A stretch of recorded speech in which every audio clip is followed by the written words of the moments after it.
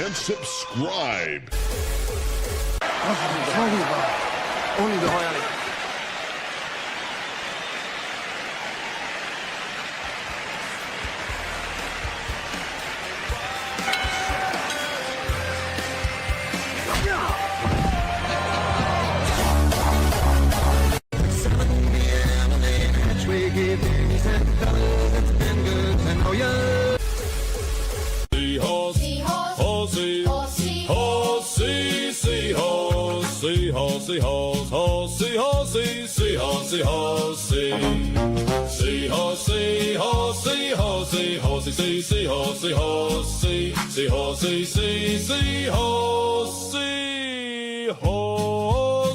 And so on. And so horse.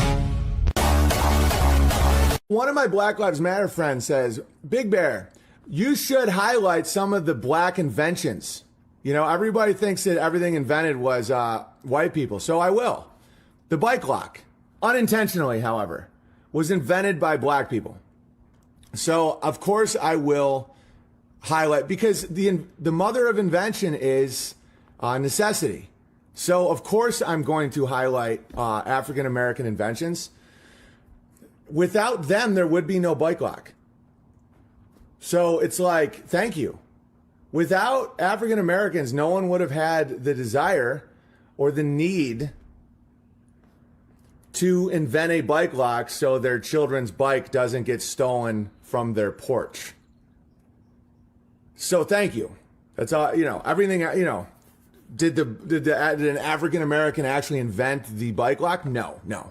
But they provided the right environment so someone else could. I think we should hold people who raped children accountable. Okay, dude, wow, alright, don't be a dick. Yeah, what a dick. Why should we not be arresting these people? Okay, seriously, dude, knock it off. I'm gonna go to rural Kentucky and campaign against you. Everyone who went to Grape Island should be in jail. Get APAC'd, bitch.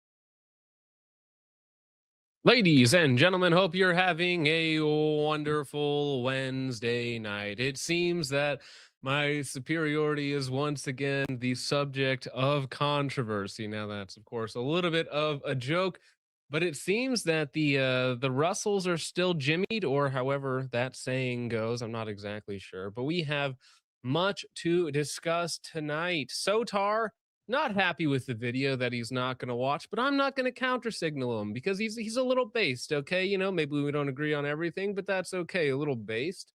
Sons of Liberty Gunworks drama still unfolding, still evolving to this point in time. And I have been accused, ladies and gentlemen, and I have to come clean, okay? Because, yes, I was paid $32,000 to subvert the high car contract. I had pre-knowledge that the drop was going to be coming on May 18th. And so that is when I dropped my Sons of Liberty Gunworks video to try and discredit them, dissuade Socom from picking up the Mark I for the new high car contract. Yes, I colluded with someone else to get that done. That is the story going around, which is quite interesting. My bank account doesn't show it, but it is an interesting theory that's been floating around out there. We also have new proof technology, which is kind of like old technology but cool. We have the tale of two Dugans. Okay, we have somebody being really cringe while talking about Dugan Ashley, and we have somebody doing the right thing and being very based while talking about Dugan Ashley. We'll get into all of that, of course. And oh my gosh, just a selection of insane cringe, psyops, and weirdness. Massie, of course, lost, so that will be a topic for tonight, and a selected bit of rage bait. But before we get into all of that, Dank Pool and Richard, how's it going tonight? Doing pretty good. I just got back from the cigar shop and had a nice steak dinner with a baked potato. So great There you night. go. Can't complain. Man maxing steak after a cigar. Okay, heck yeah. Very nice. Very nice. Oh, well, anything else exciting happened for you guys in the last couple of days? Just been working, man. News has been interesting, but other than that, my personal life has been pretty chill. That's good. You guys been following the mosque shooting updates? Very confusing, shall we Yes, say. we'll talk about it tonight, but perhaps one of the strangest set of circumstances and situations that just screams a psyop, weird something or other. We'll talk about it getting into it. But I suppose, yeah, everybody's screaming Troon in chat. It's all right. I suppose we'll just get into the first thing, since it's the biggest news that's happening in my personal life anyways. I've never had a video. I mean, I've got C&D letters from companies before, but I've never had a video in the background cause more controversy and people to be upset in different ways.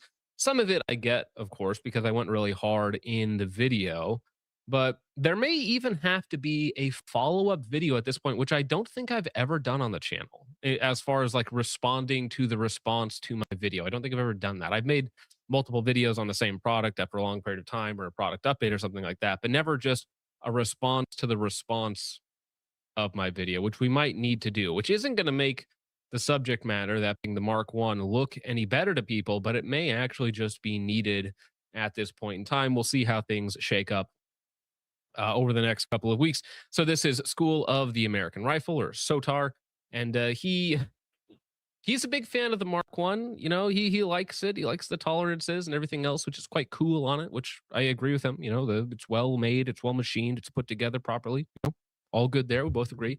But he's upset, all right, that people are asking him to review my video, I suppose. And Sotar, I don't think he's a fan of me, which is fine. You know, I'm not everybody's cup of tea. No problems there. But he's based in some ways, cringe in some other ways. Okay, so I'm not going to counter signal the guy. He says people can stop messaging me about the most recent focus trip video I'm not watching, which is, I guess that's fine. It's not everybody's cup of tea. Okay, there might be something in the 10-minute mark there that you don't like, but it's okay. I'm not worried about. He does continue to respond to people in his Facebook group, which again, I'm not on Facebook, so I have no idea about any of these groups that people are a part of. But he says, I don't exactly agree with Focus Trip, and no shade at Sons of Liberty Gunworks, but anyone that pays over $3,000 for an AR-15 is retarded or a tool. I don't care if it shoots rainbows out of a unicorn's eyes. There's absolutely no reason for one to cost that aside from collectibles, which is a different topic. School of the American Rifle responds, if I branded one, it would exceed $3,000, which to me is just strange, because the $3,000 plus AR market is like a Knight's Armament H&K territory, basically, right? That's the 3,000 plus category. And we're talking about MSRP, because of course you can buy a Knight's Armament rifle for like $6,000 on Gunbroker if you really want, right? You can spend, you know, whatever they're reselling them for over there. You can spend a lot more, but for a basic rifle, it's like, okay, that's $1,000 barrel, $1,000 handguard, upper receiver, $1,000 lower, and it's like that gets you to that price tag. But those parts have to be really special to be like, you know, $1,000 barrel, upper receiver combo, and lower. It's like that's a lot. It's got to be some space age shit. All those, yeah, it better be cool, okay? It better be really cool, okay? And it better match whatever it is that you're saying about it, or that you're allowing other people to say about it, right?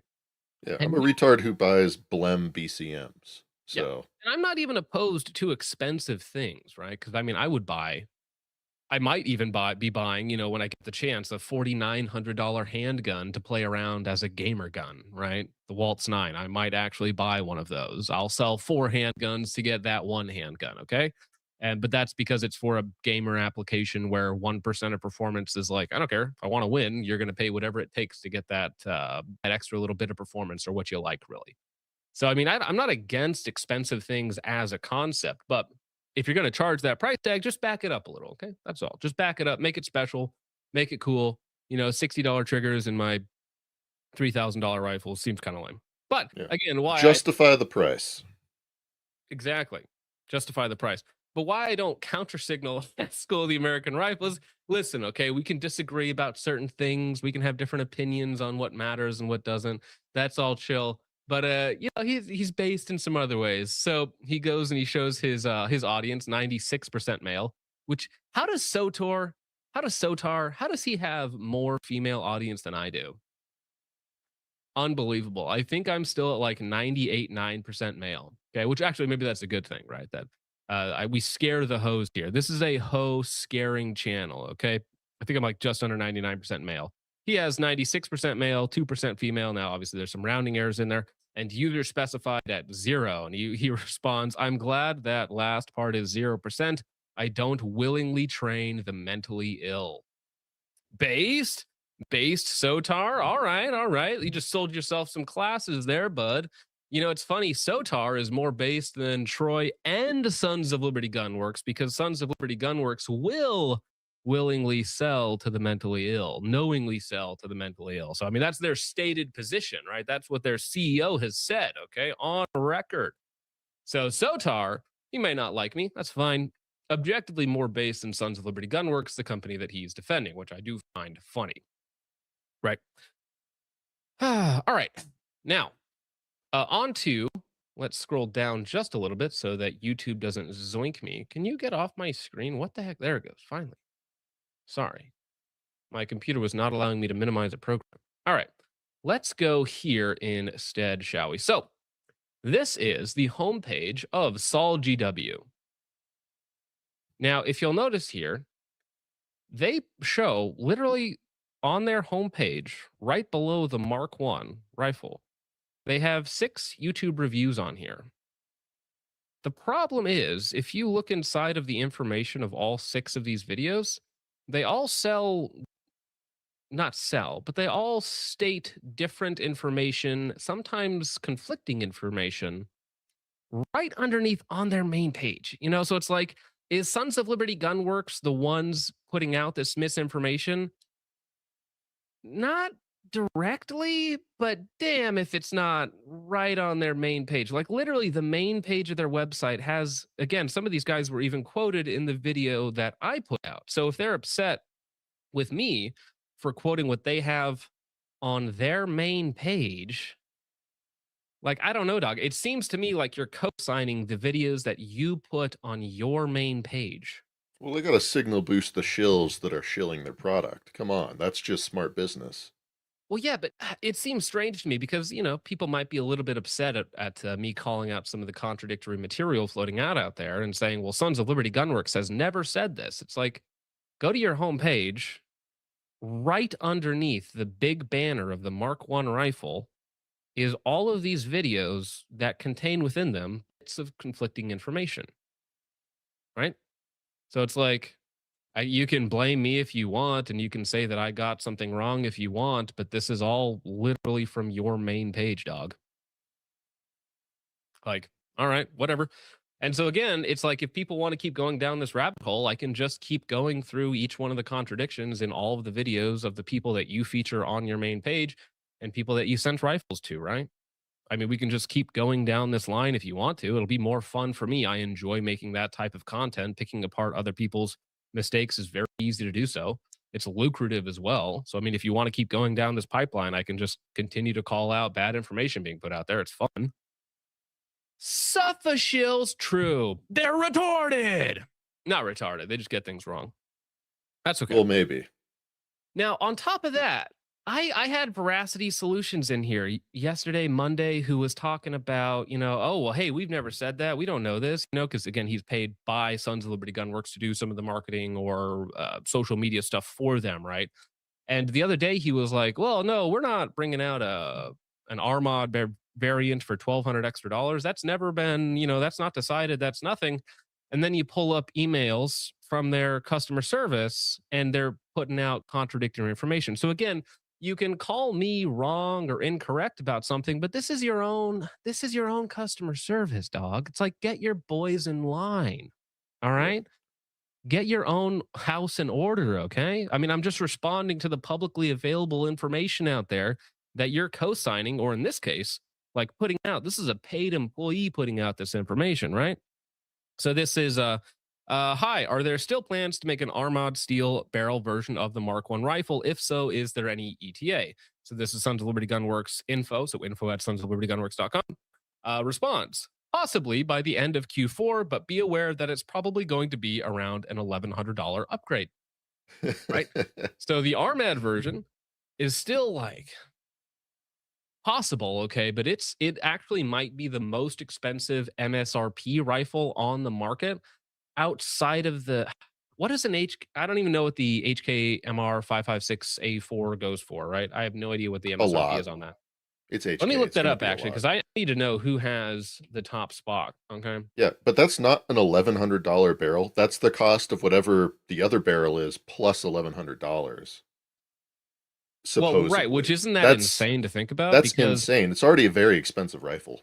well, I think those barrels are only like $1,000 by themselves, and I think Sol GW is probably charging some like $600 for the standard barrel, right? With how expensive the rifles are, that's kind of what it moves out to. So yeah, actually, it would be right on par because the MR556A4 MSRP is 43.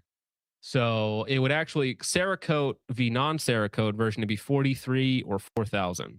So it is quite Holy. expensive. Yeah, yeah. So it's right next to the HK 416 or MR 556A4 in terms of MSRP. So very, very expensive. And again, we're just comparing MSRPs. Street price is going to vary wildly. So we're just talking about publicly available MSRPs, right?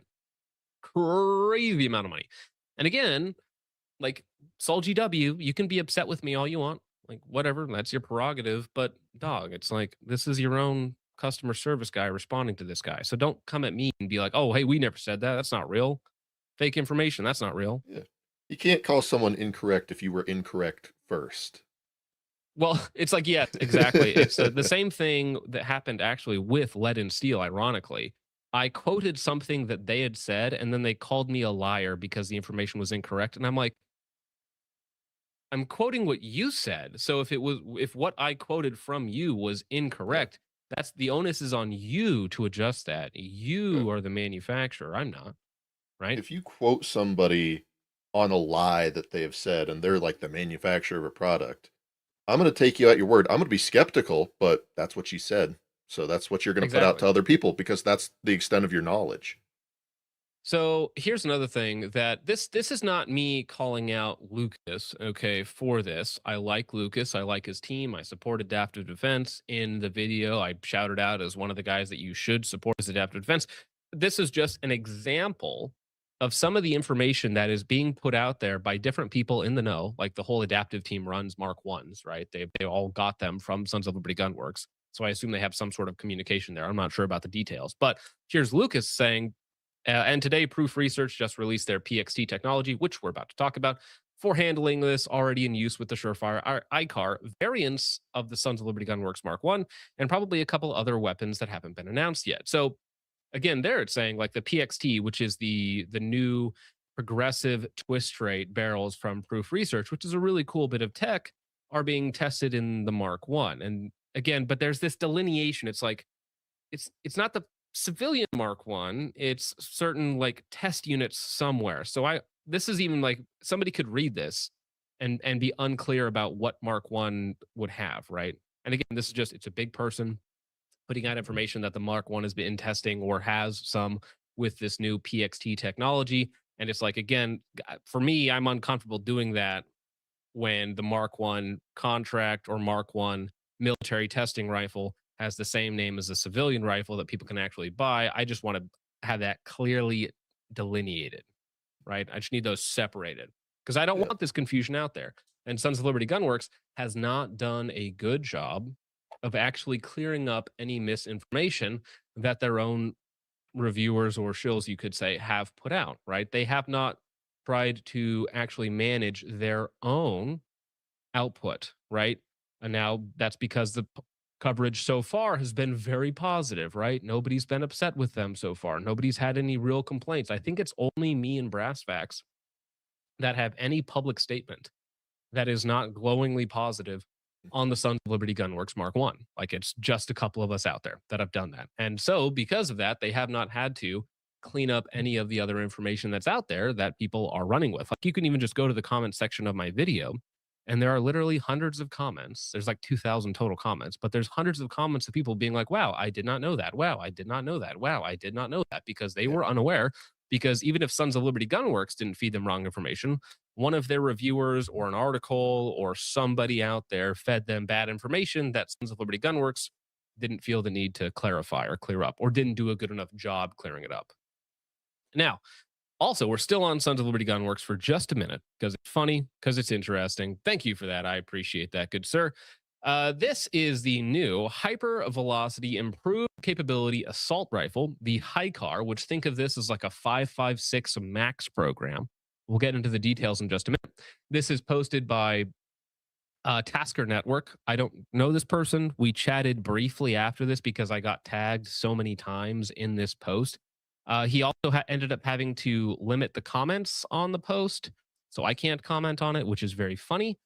But he has a really interesting allegation. So if you look at the published date, May 18th at 12:41 p.m., and then you can get in here to this, and then he has right here.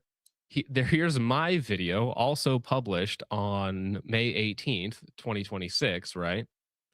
And he's alleging that he says right here, No. nothing coincidental about that timing.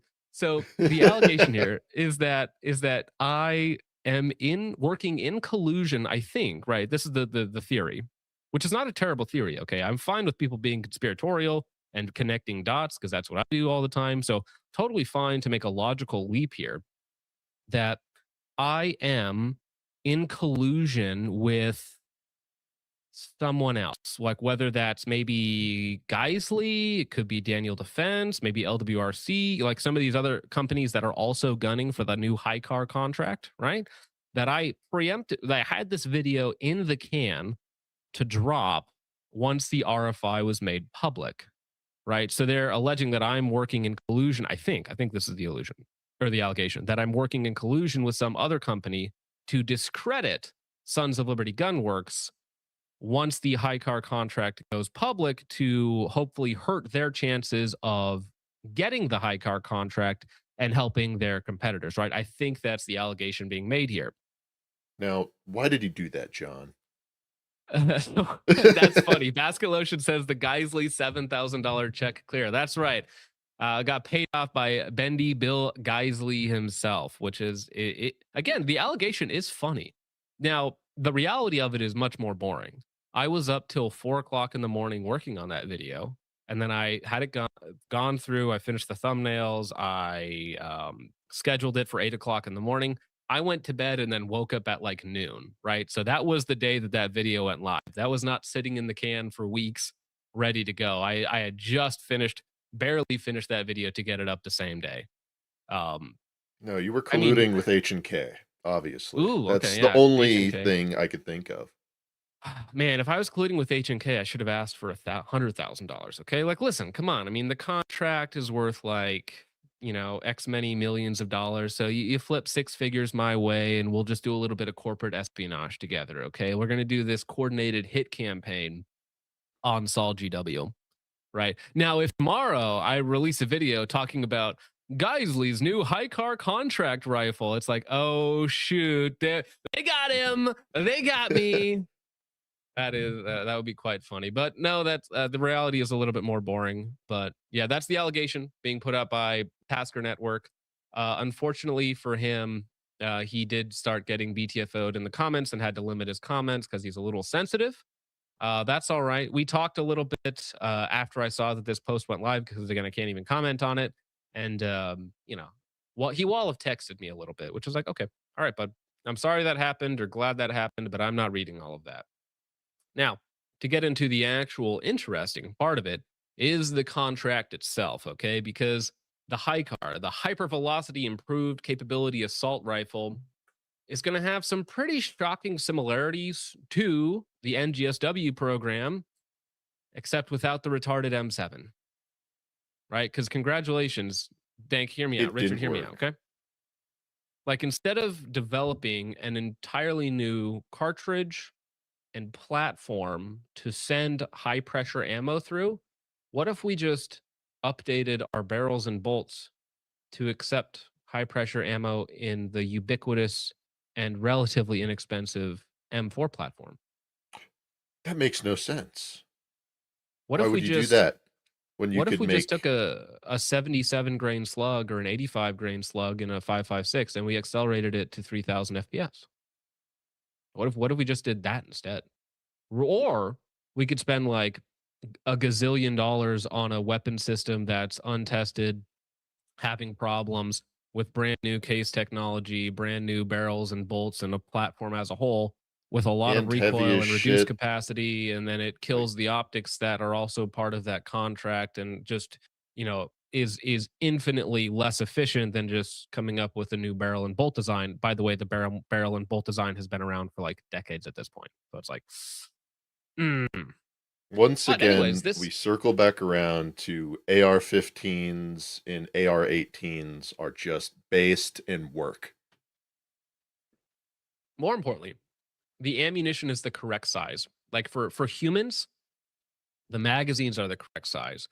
The capacity is the correct size. Okay. The weight is the correct size. Like everything about the AR platform is perfect for the human body. Okay. You can carry hundreds of rounds of ammunition. The rifles are 6 pounds naked, right?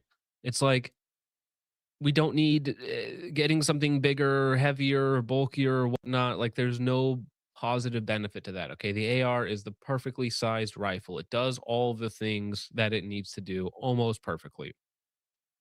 Yeah, as If Six you're Bomber says, you can change the cam path a little bit, upgrade the bolt and barrel, and you're done. That's it. mm, Ta-da! All if right. you So replace rumors the have been. AR with some Well, I was just going to start going through the article. So rumors have been floating around since the ISOF range day that U.S. Socom was going to reissue a request for proposals for an M4 compatible upper receiver group capable of firing high pressure 5.56 ammunition, as well as currently used MA55A1 and Mark 262. Cartridge this week from Naval Surface Warfare Center. Crane released an RFP.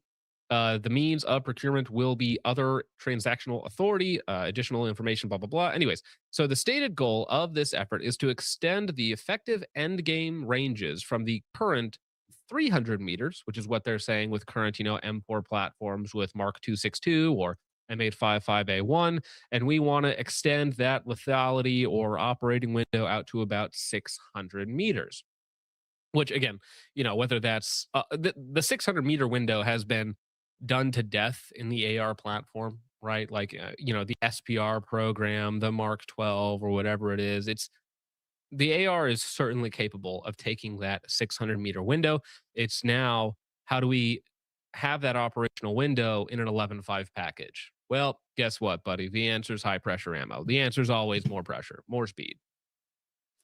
So the RFP states that weapon submissions that address the following technology priorities will benefit during the selection process. So hyper velocity ammunition compatibility, the ability to accept and reliably cycle both 5.56 NATO and hyper velocity 5.56 ammunition is the primary objective. The development of a complete weapon system or conversion kit optimized for hyper velocity ammunition will be a collaborative effort between the government and the proposer.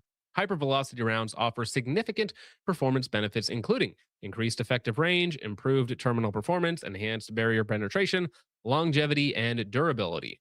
Now, they say that the system must be engineered to withstand increased chamber pressures and bolt thrust generated by hypervelocity ammunition without compromising the weapon's service life or operator safety. Now, the Mark 1, as it stands, is kind of set up to basically just be a barrel and bolt swap away. They're already using an A5 receiver extension, right, to have heavier springs and bolts, right? So when we're using really piston hot 5.56 or this new hyper velocity ammunition, which is going to be about 82,000 psi, well, we need a big heavy buffer. We need a stronger spring. All right, all right. The upper receiver and handguard are a very like rigid combo. Like the upper receiver on the Mark One has a lot more material on it, which is good. That's going to help with rigidity and handling the extra pressures of the hypervelocity ammunition.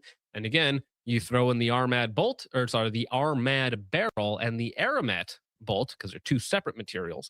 You put those two things together, and basically, guess what? You got a high car rifle. You got a high car rifle right there. You know, you throw in a little bit of a heavier buffer, you open up the gas port a little bit so it runs everything. And well, actually, you probably want to tune the gas port conservatively, my bad, because of the addition of that super high pressure ammunition. All right, so Just beef it up primary a bit. attributes as thresholds and objective. The high car shall be chambered in 5.56, compatible with the M4A1 lower receiver group. Of course, perfect. High car shall fire and function with M855A1 and Mark 262, as well as government supplied M855A1 Plus, which is what they're calling it. So, yes, it's a 64 grain tungsten penetrator round, probably cooking, oh my gosh, 82,000 psi, 3,500 FPS. Because it's already out of a 14.5, I think they're pushing 3,000. So, with 82,000 psi behind it, probably 3,500 FPS, which is going to make that a nightmare round for a lot of body armor. Well, your All shit right. smooth off round. Yeah, no kidding. But again, even with normal barrels and M855A1 as it stands now, like they did some work to adjust the feed ramp geometry, I want to say, because the tungsten was like really messing that up. So I know that there were some changes either in the ammunition or in the barrel extensions that were optimized for that. Now again, because we're dealing with it only needs to fire Mark 262 and M855A1, so you can make the gas port pretty darn small because it's only needs to run with those two hot ammos. You know, they're not putting in, 2,500 FPS 223 through it. They're throwing really hot ammo down it. So you can be pretty conservative with the gas port sizes, which is going to help you in turn when you move on to the M855A1 Plus, right? Which is like, it's essentially plus P plus ammunition for 5.56. So the high car barrel shall be between 11 and 12 inches. So we're looking at 11.5 basically, of course. High car shall not fire when on safe and dropped. So the trigger has to be a drop safe trigger. Again, another wonderful thing about the AR-15 fire control system, pretty damn well figured out, right? This isn't a P320 where we're throwing a striker assembly into a hammer fired gun. This is an AR-15. Okay, so just put in a good trigger. And it's going to Been be around drop since safe. the 60s. It just works. We just figure it out, Now, I would be interested to see if they do some interesting things with like the firing pin, because if I remember correctly, the 416, because of the insane bolt velocity that it had at its inception, they brought out the firing pin safety spring, so it has a little bit of tension on it that the hammer has to overcome, right, to make sure that it would not slam fire. Because that a free floating firing pin is fine, but theoretically, if you accelerate the bolt fast enough, a floating firing pin will set off a primer. It will, It's the same thing like if you have a floating firing pin and you drop a gun from like 20 feet, like it will just go off. Like as soon as it hits the velocity or energy threshold to set up a primer, it just will do that. So that's what happens with a floating firing pin. So I'd be interested, because this ammunition will undoubtedly generate higher bolt velocities, if they don't have some additional way to slow down the bolt, if they come out with basically just a firing pin safety, right? Even a lot of 9mm PCCs and AR9s will have a firing pin safety spring. All right. So the high car shall employ the Huxworks Flow 556L in Black Magic Suppressor. Now, we actually got to shoot the Black Magic Suppressor at shot at the Sons of Liberty Gunworks Range Day. So I've actually shot not, again, the M855A1 Plus stuff, but we've shot the Black Magic cans, and they're quite cool for what they are. They're like a mixture of low back pressure, standard back pressure. It's an odd can for Hux to make, but they're quite cool, and they shoot really, really nicely, fortunately. All right, so secondary attributes. Average mean radius of 1 MOA, 0.5 MOA when fired unsuppressed, which I'm not exactly sure what that means because when we go down a little bit, it says measured by averaging a total of 3 groups of 10 rounds, each fired by 3 separate weapons in unsuppressed, manned, supported configuration at 100 meters with Black Hills 262 Mod 1C. No single 10 round group can be larger than 2.5 MOA, which I think that's fine, right? I'm pretty sure most quality gas guns with really good ammunition can hold sub 2.5 MOA. The Mark One stainless barrel, which I'm not sure how the Armad barrel is going to hold up. I don't know how that those mechanical properties are for accuracy, but the stainless barrel that the Mark One has or can have is quite accurate. So I don't think that they'll have any issue hitting 2.5 MOA 10 shot groups. I mean, what's his face? Preston Moore was putting up like, sub 1.5 MOA 30 round groups with the Mark One stainless. So again, the stainless barrels, if the accuracy properties transfer over to the Armad, I think that they're going to be just fine with that. Mark 262 is also a good ammunition. Now, weight to not exceed unloaded or without suppressor of 8 pounds. 6.5 pounds would be optimal. Now, shocker, almost every 11.5 on the planet is somewhere between 6 pounds and 6.5 pounds. Like, unless they do something absolutely insane, I think the Mark One is like 6.2 pounds in the 11.5 variant. So, unless you're like throwing in some insano heavy barrel or just a ton of extra material, 6.5 pounds is basically like the threshold. Yeah. All right. Smaller guns are lighter. Right. Length not to exceed when measured from the end of the receiver extension to the end of the muzzle device, 31 inches or 28 inches optimal. Continuously timed and biased 1913 rail, such as Picatinny rail at 12 o'clock, minimum of 16 inches in length, which again, 5 inches of receiver, 10.5 inches of a handguard. It's like 6 inches of handguard or of upper receiver, sorry, like 10 inches of rail, 10.75 inches of rail. That'll be just fine. All of them will have that. Now, one thing that is interesting about that, though, is the Troy T1 that actually has a shorter rail, so I don't think that could possibly, unless they just swap out the rail to something else. But the standard T1 does not have a long enough rail, so they probably would need to. Well, it would actually make sense for them because theirs are designed to run with their over-the-bore suppressors. So for the Troy Industries T1, if they're using a standard Hux device, that gives them the room that they would need to put on a longer handguard. So I guess the Troy T1 would still be up for it with a couple of changes. All right. Interoperability with all current Socom visual augmentation systems. So just it needs to have places to mount things. That's fine. Recoil shock impulse less than the POR Mark 17 762 Nader to ensure vast survivability, right? So to ensure their optics don't get killed. Now, again, I'm actually curious about the recoil impulse of a 5.56 round at 82,000 psi versus like a 308 at 50,000 psi, because I imagine that 308 is still significantly more. Like, I'm sure the 5.56 at that pressure will be snappy, will be sharp, but I don't think the total pressure or the peak is going to be higher than that. I think it would be more. It's pushing a lighter bullet, so. Well, yeah, but it's going to be more than 5.56. I would actually probably Yeah. guess it's going to be closer to 7.62 by 39, right? In terms of that like jump up in recoil. High car ergonomics similar to an M4A1. Congratulations, it will be. Mean rounds between stoppages of 800 rounds minimum and 1,600 rounds optimal. Now, I think my Mark One that I put about 3,000 rounds, other than magazine compatibility, never had any issues. So I don't think that will be a problem for them, as long as anything can go wrong if you only have 3 rifles out. You just got to pray that those 3 rifles actually do what they're supposed to do, but that shouldn't be a problem. Now, high car mean rounds between failure 5,000 and 10,000 rounds. So I believe failure in this case means like parts breakage. So you may not have a parts breakage, a serious parts breakage, but for the first 5,000 rounds, optimally 10,000 rounds. So it has to cycle and function with M855A1, Mark 262, and with current training ammunition to include ball, frangible, and tracer cartridges. Okay, well, there I was a little wrong about earlier, because you do actually have to function with their training ammo, and frangible is notoriously weak ammo as well, usually speaking. So they do actually need to not not be super conservative with the gas port sizing, which is going to hurt them in terms of like parts breakages with extra pressure. Yep. All right, As with barrel all life military. minimum. The barrel life minimum 8,000 rounds, 20,000 rounds optimal.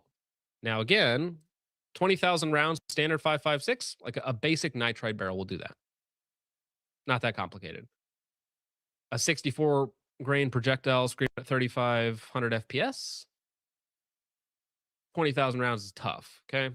Now with the new Armad barrel, hopefully, right? Because I think I've seen claims of the Armad barrels getting up to like 70,000 rounds of barrel life through them with standard pressure ammo. So with high pressure ammo, hopefully 20, maybe 30,000 on a good day. So that seems very doable. So that is going to be measured with M855A1 plus ammunition fired as a function of muzzle velocity of 5% below mean or dispersion above an established threshold, which occurs first. So their barrels can't be slower. Now, it is funny about this is that the Sons of Liberty Gunworks that Preston Moore tested that got the fantastic accuracy, the 11.5 barrel that he had was slower than the 10.5 barrel. Well, as some other manufacturers, 10.5 barrel.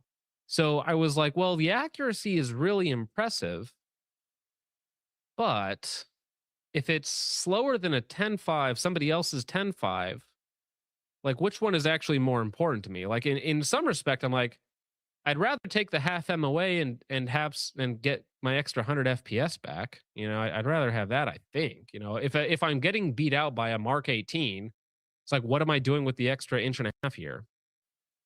Like, I don't seem like I'm getting much benefit there.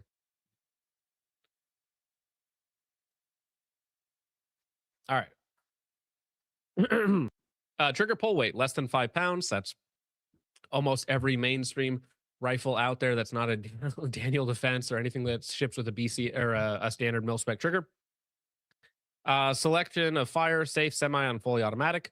They're going to be tested with the Gen 3 PMags. Hand guard should minimize deflection and point of impact shift under load from a bipod or barricade. Again, Mark 1 rail, very good. Hand guard with M-lock mounting points at 7 positions radially for mounting accessories and enablers. So yes, you must have 7-sided M-lock. Modular ambidextrous safety. Modular is defined by the ability to have the selector lever on a left, right, or both sides. Ambidextrous bolt catch and bolt release. Now, this is the one thing on the Mark 1 that they're going to have to change because, yes, the $3,200, the $2,900 Mark 1, depending on which variant you get, is not ambidextrous. Somebody the other day was trying to tell me on the YouTube video that I put out that the Geisley Mod 1A and the Sons of Liberty Gunworks Mark 1 are the same cost. So I looked at it today, and a black Mod 1A that is ambidextrous, mind you, with a better trigger, and I consider some of the other components to be better, the REBCG, so on and so forth, is like $2,265, I think, starting price. A generic Mark 1, not ambidextrous, is $2,900 MSRP. Ooh. So there's a $700 delta between the two rifles. One of them is ambidextrous and has nicer parts, in my opinion, and the other one is more basic and also $700 more. And I'm like, it's not even close. Black for black, not even close. All right. Single rigid sling point at the rear of the receiver. So you need to have a QD end plate, whatever. Fencing around the controls, pretty obvious. Resistant to damage in immersion, 3 feet of salt water for 2 hours without affecting the weapon's performance. So it's going to be dunked in salt water for 2 hours, and then you can pull it out in a better run. Without affecting the weapon's performance, and able to fire within 30 and 10 seconds after submersion. So 30 seconds is, I think they got this backwards. 10 seconds is the best, 30 seconds is minimum. Protected with durable corrosion resistant coating in all soft climate environments, including NBC, contaminated environments, corrosion and abrasion proof coatings to minimize the attraction of dust and contaminants. Utilize where possible slip of dust, carbon, copper, and debris. Fully functional in all environments from -40 to 165 degrees Fahrenheit. Where, outside of like some nuclear reactor, where are you going to be fighting in 165 degree temperatures? Like the boiler room of a ship, maybe? Jeez. Africa. Industry partners submit to and successfully perform all tests required by NSWC Crane, Socom weapons team to achieve limited safety release from the Navy Weapons Safety Evaluation and Review Board. So, now what they're actually required to submit. So, a complete high car system to consist of the following: the weapon system, heat mitigation rail covers. So, sorry, Salt GW, about your, really nice textured rail. Like, we're going to be covering it up with heat mitigation, the Magpul rail covers or whatnot. Buttstock, 7 Magpul Gen 3 mags, field maintenance kit, blah, blah, blah, blah, blah. So again, they're going to be using all of the standard ammunition and also the new M855A1 Plus. Now, what the M855A1 Plus is, I actually don't know if anyone has the exact details on what that is. But again, it's going to be maximum of 82,000 PSI, I believe. So good luck out there to everyone who is going to be competing for the high car. Again, it's not going to be just Sol GW. It's going to be Geisley. It's going to be LMT. It's going to be Knights. It's going to be, maybe Troy. It's going to be, maybe LWRC in the mix. They're probably all going to be gunning for the high car system, as long like Geisley already has their bolt material that is, the special forged proprietary material. They already have that. So it's going to be like, how much RMAD barrels can all these different companies fight over at the same time? Because I believe Proof is one of the manufacturers of RMAD barrels out there, and it's very expensive, and there's limited stock of it because it's, as of right now, more novel. It'll probably be more common as time goes forward, but you'll probably see $1,000 RMAD barrels hit the market maybe later next year. Maybe, probably next year would be my guess. They're all going to be in service. So that is the high car contract for weapons that we might see in a couple years on the civilian side of things. Yeah, you'll see it on Instagram. Yeah, you'll see a couple people flexing. Like Grantham will have one of the applicants on his channel, and he'll be like, "Here we have the new high car program rifle that was designed to handle this high pressure ammunition." I'm curious if the ammo is going to be built by any of the NAS 3 guys, right? So who are those guys that we covered a while ago? I've already forgotten their names. Probably not important. The one, Richard, 110 Cess Actual. Who did we get into? Badlands. That's them. Badlands Munitions, They got the cases to load them up to 80,000 PSI. And remember, they're apparently safe up to 120,000 PSI. I've been given that information on good authority by Mr. 110 SAS Actual. Well, we're not yet done with new military contracts, or at least new technology. I saw this video pop up the other day on the X-Ring channel, and nice guy, met him a couple times. Seems like a very good dude.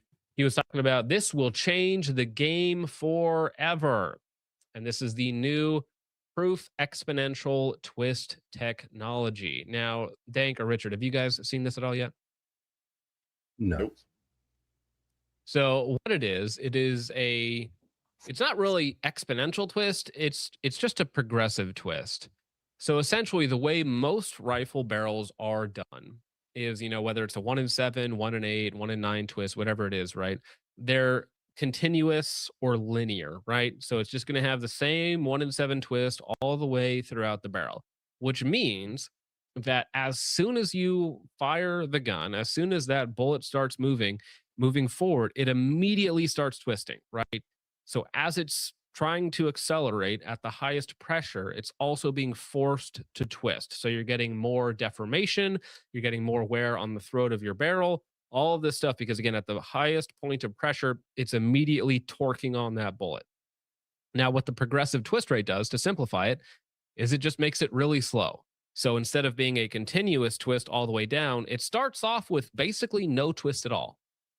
And then it slowly starts to twist as it makes its way down the barrel. So it goes from 1 in a million twist rate, right? No twist at all, to then start to progressively get it up to max speed. Now, because of that, I forget if in the video he mentioned it, if they needed to actually be a little bit more aggressive at the end of the barrel. But because of that, the advantages are much longer barrel life, much less throat erosion, much less bullet deformation. So in theory, this technology, which is not that complicated, right? It's not, when you think about it, it's not like record breaking. It's or not insanely innovative. It's like, what if instead of just immediately torquing on the bullet, we just were a little softer with it? You know, it's like, okay, makes sense.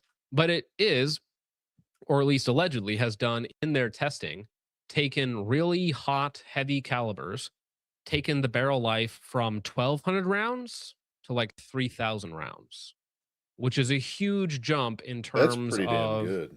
that's very good, right? For I think it was like a 300 Norma and some of these other really hot rounds that they're using for like the not the MRAD, what's the other, or maybe it is the MRAD program, the new Barrett rifle, right? That everybody's using. So instead of having these really short windows of maximum accuracy, because once they can't hold one MOA, and there were reports of some of them going up to like 8 feet or something like that, then you got to swap the barrel out, right? So if Yeah. you can essentially double your operational window of a barrel where it can maintain one MOA accuracy, or even triple or quadruple, like it just makes sense, even if sure it's slightly more complicated to machine, right, to actually get it to do it properly. But in theory, it just makes sense, right? We're taking a lot of stress off the bullet, off the barrel, off the throat at the highest peak of pressure, right? So that As makes long as sense. it's not retardedly expensive to produce, that's just a good idea. Well, and again, I don't even think it can be that much more expensive because I the wouldn't machining think so. process is different, right? But it's only a little different. They're still doing the same thing. They're just accomplishing it in a slightly different manner, right? Yeah. Um, but again, even if it's like 50% increase in cost, that's still worth it for double or triple the barrel life. That's still a huge cost savings, right? Because if instead of like if a barrel goes from $200 to $300, you're like, oh, that sucks. But you got $600 worth of barrel out of it. It's like, okay, fair enough. I'll take it. Throat goat extended life. That is not what I said. That is not what I said. Proof launches new barrel technology, Proof Exponential Twist (PXT). Today, Proof announced their new PXT Proof Exponential Twist barrel technology, which promises to double the barrel life even with high pressure ammunition. And it's interesting that this also comes out basically the same time we got the high car program. So maybe we will see a high car rifle or a high car application with PXT technology in there as well, right? It's very possible. On top of that, if allegedly Proof is making the Armad barrels, making an Armad barrel with PXT technology, well, now it's the ultimate wombo combo. All right. The concept comes from an accelerating twist rate demonstrated on medium and large caliber barrels and combines it with radius rifling to enhance precision for any projectile. This is said to also result in dramatic improvements in high pressure, high velocity cartridges. Originally developed for medium caliber cannon projects in 2018, a contract award for further development in 2021, the work was applied to small caliber challenges.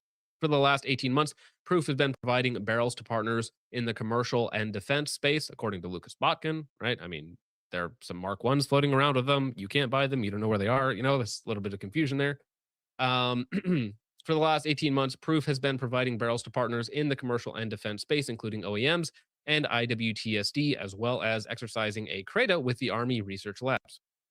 Over this period, applications increased to include short barreled rifles, designated marksman's rifles, sniper weapon systems, and belt fed machine guns, right? So this technology can be applied basically across the board and if it does it's what it's supposed to do, double the barrel life of every service barrel on the market. Like, all right, cool. You just got to pay a little licensing fee to Proof for it. In particular, a great deal of work was documented with testing of 7mm backcountry, I want to say, because that's the high pressure 7mm hunting cartridge. Peak alloy case technology, which showed barrel life of up to 2x that of conventional rifling. Working in conjunction with the next generation defense grade alloys, GNB 200, which is Geisley's. Which actually, I forgot about that. Geisley already has a GNB 200 next gen barrel material that they've been working on. So I'm sure that will be in their high car application rifle. And Armad, which is again allegedly what Sons of Liberty Gunworks is going to be using, along with nitriding and chrome replacements that will provide what Proof describes as a future-proofed design with improved dispersion and longevity. Testing as many cartridges as they can find, Proof claims that they have seen as good or generally better performance than any of the current conventional styles of rifling. Shooters who have fired with PXT barrels claim a fundamentally different shooting experience than conventional constant twist rifling. This is because the projectile kinematics, position, velocity, and acceleration, are dramatically different than in a constant twist, improving the resulting felt torsional forces and reduced jump. I'll take your word for that. I don't know how much different it's going to be in 5.56. Maybe I'd for have some to of the use big it to boy see. calibers. Like maybe there's less barrel flex because it's not imputing all of the energy into the barrel immediately in terms of torque, right? So I mean, maybe probably not for 5.56 though. Maybe on larger calibers you might notice it. The features: exceptionally long throat life, as we just covered, with a very uniform jump to rifling during the extended life of the barrel. Barrels that don't chase the lands on the more aggressive cartridges of today's 80,000 psi 68x51 overbore 300 Norma Mag or cartridges like 22 Creedmoor. Lower projectile structural stresses, reduced jacket damage, and reducing engraving forces. Understandably, there's been some very vocal concern over barrel life when firing high pressure cartridges. Yes, that's been the entire complaint through the entire NGSW program. How do we actually get this 3,000 FPS projectile to not burn out our barrels in 3,000 rounds? All right, the new PXT barrels may be the answer and have an added benefit of even higher velocity and accuracy. So that is interesting to me. And that's why I would be interested in it because, again, if I can get, let's just say, 50 FPS more out of the same barrel length with PXT. Like, so in my 11.5, let's say, the perfect length for a fighting rifle or just a do everything rifle, basically.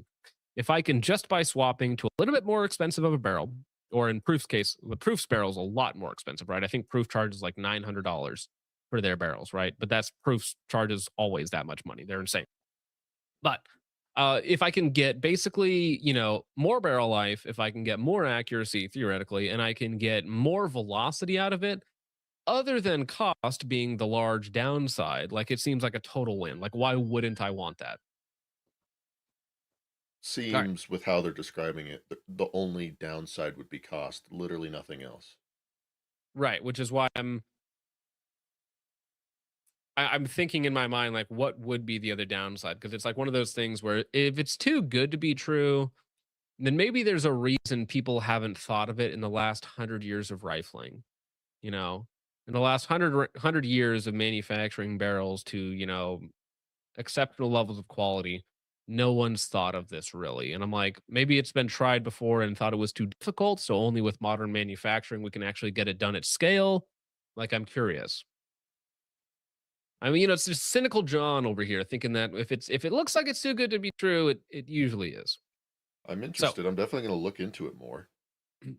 well, here you can see it mounted with. Let me see if I can open this image in a new tab. Here we go. So here you can see it on one of the LMGs with the multifunctional muzzle device at the end, and that is a Fat Boy Proof barrel. Funnily enough, Proof makes barrels and blanks for like everybody. Like the Waltz 9, the little pistol, the $4,900 pistol. Like the barrel on that thing, because I got to see and hold the blanks for it. They're like 10-pound blocks of like steel, just huge chunk of steel that they machine down to a 9 millimeter barrel, and those are Damn. Proof blanks. Very expensive. All right. Last little thing. So the new barrel will also likely be an enabling technology, at least for some offers, for the recently announced U.S. Socom search for hypervelocity, improved capability assault rifle firing high pressure 5.56 ammunition. As of now, the technology is so new, ammunition is not yet optimized to take advantages of PXT tech. It'll be interesting to see which ammunition manufacturers will step up to take advantage of these new barrels and even further increase velocity and accuracy. Now, I don't really know what that means because if you're selling to like the commercial market, like you can't optimize your bullets for PXT. You can't because 99% of people or more, like 99.9% of people are not going to be using a PXT barrel or a PXT barrel. So optimizing bullets for that with like, maybe a thinner jacket because you don't need as much jacket because there's less there's less deformation on the bullet itself, right? I don't really know what that means. And I don't think that would ever really catch on unless it's specifically for a government program where they're only using PXT barrels in the first place so that they can optimize the projectile, whatever that means, to work with that. All right. So that is the two contracts going hand in hand, and I'm glad that it tied in nicely with the Sons of Liberty Gunworks drama. It tied in together nicely with each other. That was just a very, very nice little segue. All right. Well, speaking of segues, I'm going to put this up on screen for everyone, and we're going to get to your guys' support, which we very much appreciate because we had some updates and some good news. Heck yeah, dude. Since the start of the stream, it's gone up another $5,000. I told you guys, Hell all yeah. right? Don't worry about it. It's going to happen. We're going to make it, bros. As far as the finances go for Dugan Ashley's defense fund, it's going to work out. Don't you worry, okay? I have 100% faith in the gun community to get it done. All right. But we're going to get to your guys' support real fast, and then we'll get to the tale of two cringe takes. We have the cringe man versus the based man talking about Dugan Ashley, and we will cover it all here. Harry Har for 5 says, please pray for my mother-in-law and family. She was diagnosed with breast cancer today. I'm very sorry to hear that. Feeling very blessed they caught it early. Christ is king. Well, I'm glad to hear that they caught it earlier. That is the best news considering the circumstances, Harry, but happily pray for you for that. That is not a fun thing for anyone to deal with. I don't think anyone here has positive feelings towards cancer in any way. Thank you, Harry. No. Oh. Yeah, I don't know if anyone in the world other than maybe like Bill Gates has positive feelings towards cancer, you know. Cody Fisher for $20 drops the crosses, walks away. Thank you very much, Cody. I hope you're having a great evening tonight.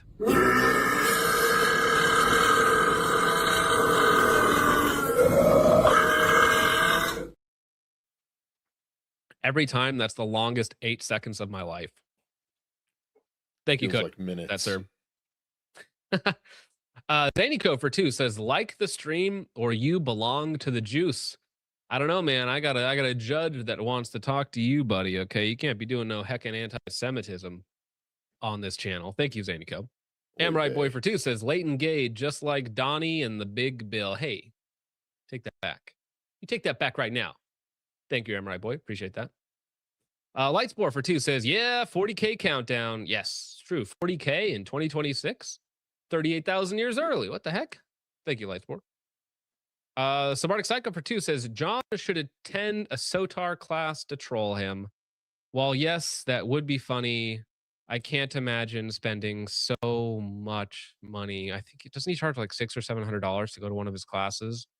That's too much money for a bit. It's not even a fun bit, you know. It's like, oh, we're gonna really dryly talk about how your gas key should be a .221. Whoa, that's exciting. Oh my gosh, that's crazy, dog. Actually, I think it's a .222. I might have been off on that. Okay, I don't have them all memorized, right? Chud McGill for 2 says, John doesn't want you to waste your Geisley money. John doesn't want you to waste your money. Geisley master race. G Money master race. Well, you don't even need a Geisley. That's the thing, though. It's like there's such a delineation between like what you get with a Mark One. It's like it's a fine rifle. It's a good rifle. It's reliable. It has a nice rail. Okay. We go down like $700 and it's like, well, the Geisleys shoot better. And they have the REBCG. And they have the Super 42 spring and way better triggers. And they're ambidextrous. So I'm like, well, you know, mentally, I can't spend more money to get less. Like, I can't do that. That's a me thing, right? If I see something that is actually better and less, like, I can't do that. All right. And it's like, well, you know, what about just a BCM? It's like, okay, it's about $1,200. And it's like, well, you're saving another $1,000. You're getting a decent rail. You know, you swap in a trigger and something else in there to make it do what you want it to do. That's pretty darn good. You know, pretty darn good for about $1,200. You're off to the races, right? So for most people, 99.9% of people, like, you know, a BCM or similar, as long as it's not the super lightweight barrels. I hate lightweight barrels. Like, you'll be good to go. Yeah. Thank you. 405 Defense becomes a YouTube channel member. Appreciate that, sir. Thank you. Thank you much. Chill Billy for 2 says, free Dugan, Christ is king. Thank you very much, Chill Billy. Appreciate that, sir. Free my wigga. Polly B, what's up? I said free my wigga. Yeah, free a wigga. My boy didn't do nothing. Shit. Polly B for 5 says, the PXT stuff is cool. More barrel life, but its greatest use is barrel killing hunting cartridges. The return on investment on 5.56 is meh. Well, yeah, but what if it's really hot 556, 82,000 psi 556? But I do agree. That's why they tested it with the 7mm backcountry, because that's already a 80,000 psi steel cased ammo designed for hunting, right? So obviously that's a great candidate for it. Also, like if they do it with the NGS, with the sorry, I keep saying NGSW with the M7, right? It could help with that program as well. So we'll see how it shakes out in the next couple of years, because it's going to be years before any real update gets implemented. You Polly B, appreciate that. Lightspore for 2 says, I remember Tasker was a major feg on IG before. Well, he didn't like my ridges joke, my history lesson in the Mark 1 video. So that pissed a lot of people off. Just talking about historical events is really upsetting to certain people. I mean, like, you can Oy just look it vey. up. Like, Isaac Newton came up with the idea. Like, you're going to get upset with me because I'm telling you about it? Like, okay, you just seem sensitive. Maybe you're a little too sensitive. Thank you, Lightsport. Appreciate that. Ray Polocost. Great timing. For 2 says, I stayed up for the horses and you delivered. I will catch the rest on VOD. Lord Jesus Christ, Son of God, have mercy on me, a sinner. Amen. Thank you, Ray Polocost. Yes. The horsey, see horsey, something. Thank you. Zanico for 2 says, John, how long have you worked for H&K? On the salad. Thank you, Zanico. Paulie B for 20 says, high car equals total Sigger death. I like how you can say Sigger but not death in a YouTube super chat. Thank you for the 20. It says, this is a gun-related super chat. Mega base. Thank you, Paulie B. Let me see. Where's something for you? Here we go. This is the high car program to say.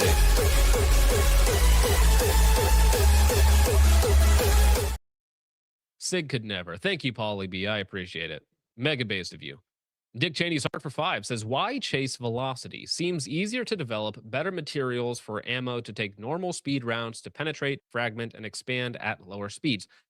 I agree with you in terms of penetration and terminal effects, but what they're chasing in the high car program, the top thing is that 600-meter window, right? So they're trying to push the operational window out further, which for normies means higher speed, lower drop, less wind, right?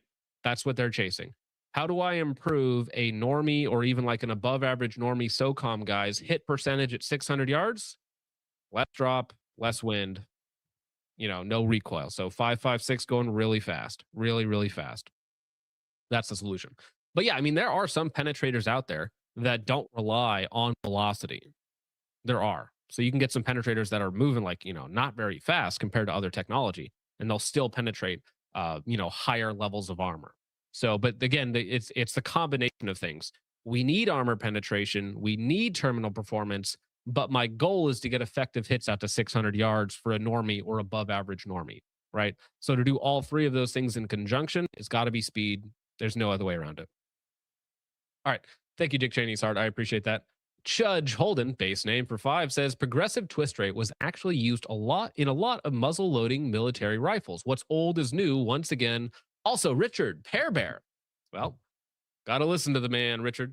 Interesting. So yeah, that's what I was thinking. Like, somebody has got to have tried out progressive twist at some point in history. Like, we've been machining barrels or making barrels for so long. Like, somebody's got to have thought of, if we make it smoother, it do less damage to bullet and last longer. It makes sense to me just on a normie mechanical level. Thank you, Judge. Richard, you there, bud? Oh, they got him. I got him. All right. When he gets back, we'll tell him Pear Bear. No, my computer froze up for a second there. Okay, you're good. All right. Lon Harichi for 5 says, throat erosion. Why are you bringing Trench into this? I like to wear one around my neck because I'm gay. Thank you, Lon Harichi. Why'd you gotta do that? Every time. Lightspore for 2 says, wait, this is gun news? I want drama. Don't worry, we're about to get into drama, okay? Relax. The drama is coming, okay? I will serve your needs. Zanico for 2 says, speaking of guns, did you see my PS90? Yeah, I'm just gonna never sign into X again during a stream because you're always like, look at this gun. Show the stream my gun. Crackalactica over on Rumble gave us a raid. Appreciate that. And Jarrett for 2 says, I'm going to take a stand here, but I have negative feelings towards cancer. There you go. Really standing up for the little guy out there. Thank you, Jarrett. Really taking a controversial stance against cancer. Thank you very much. I appreciate that. Zanico, that is not that's it's not a PS90, okay? Your PS90 looks a little screwy. Not gonna lie, dog. All right, over on Ko-Fi, Andrew N for 5 says, when did Sons of Liberty Gunworks turn bougie? They used to barely be bigger than a BCM. Hashtag Tally is better than Liara 2. Like Tally's such a nice, she's such a pleasant person, right? But I mean, all right, for obvious reasons, Liara is better. Thank you. And he also says Christ is king. Thank you, Andrian. I appreciate that. Yeah, no, Sons of Liberty Gunworks still has rifles that are way better value, right? So is it the L89 is like their other main rifle that they have that is way higher value? They're sub 2K. They have the same rail. They have the same bolt carrier group. I mean, they have a better hand or a charging handle because I think it's the bigger one, and they're, it's a different barrel, but it's still like decent. So I think the L89 is probably a way better buy than a Mark One. Thank you, Zany. And thank you, Andrew. Sam Toaster 10 says, hey, John, I'm still donating directly to Dugan, but would you consider doing a raffle for one of your uppers and the proceeds goes to Dugan's family? Maybe a $20 buy-in or something that generates money. Well, again, as we're about to get into, Sam, thank you very much for the $10. I appreciate it. We are in kind of a holding pattern for the moment when it comes to financing, because we have some people getting involved that are really helping push out the message and to raise funds. So I am confident that we will raise all of the money that we need for Dugan and his family and then some. So as far as like doing all the extra raffles and other things, I don't want to burden the family or make it more difficult on them during this time when it comes to selling this, selling that, raising money for things. So it's really kind of going at the pace that they set and making sure that they get taken care of. And again, I'm very confident, very, very confident financially that we are going to take care of Dugan Ashley, his legal expenses, and make sure that that aspect of it that we can control as a community will get done. Okay. What we can control, we will do. The judge, the jury, the trial, that's in God's hands. But as far as it's concerned for the money, we will get that done. I guarantee you, very confident in that. All right. So when I started this morning, I think it was at like $52,000. And since some events happened earlier today, since just the start of the stream, it has jumped up another 5 and is currently sitting at $57,000 for Dugan Ashley's defense fund, which I will drop. yeah. Sorry, say again?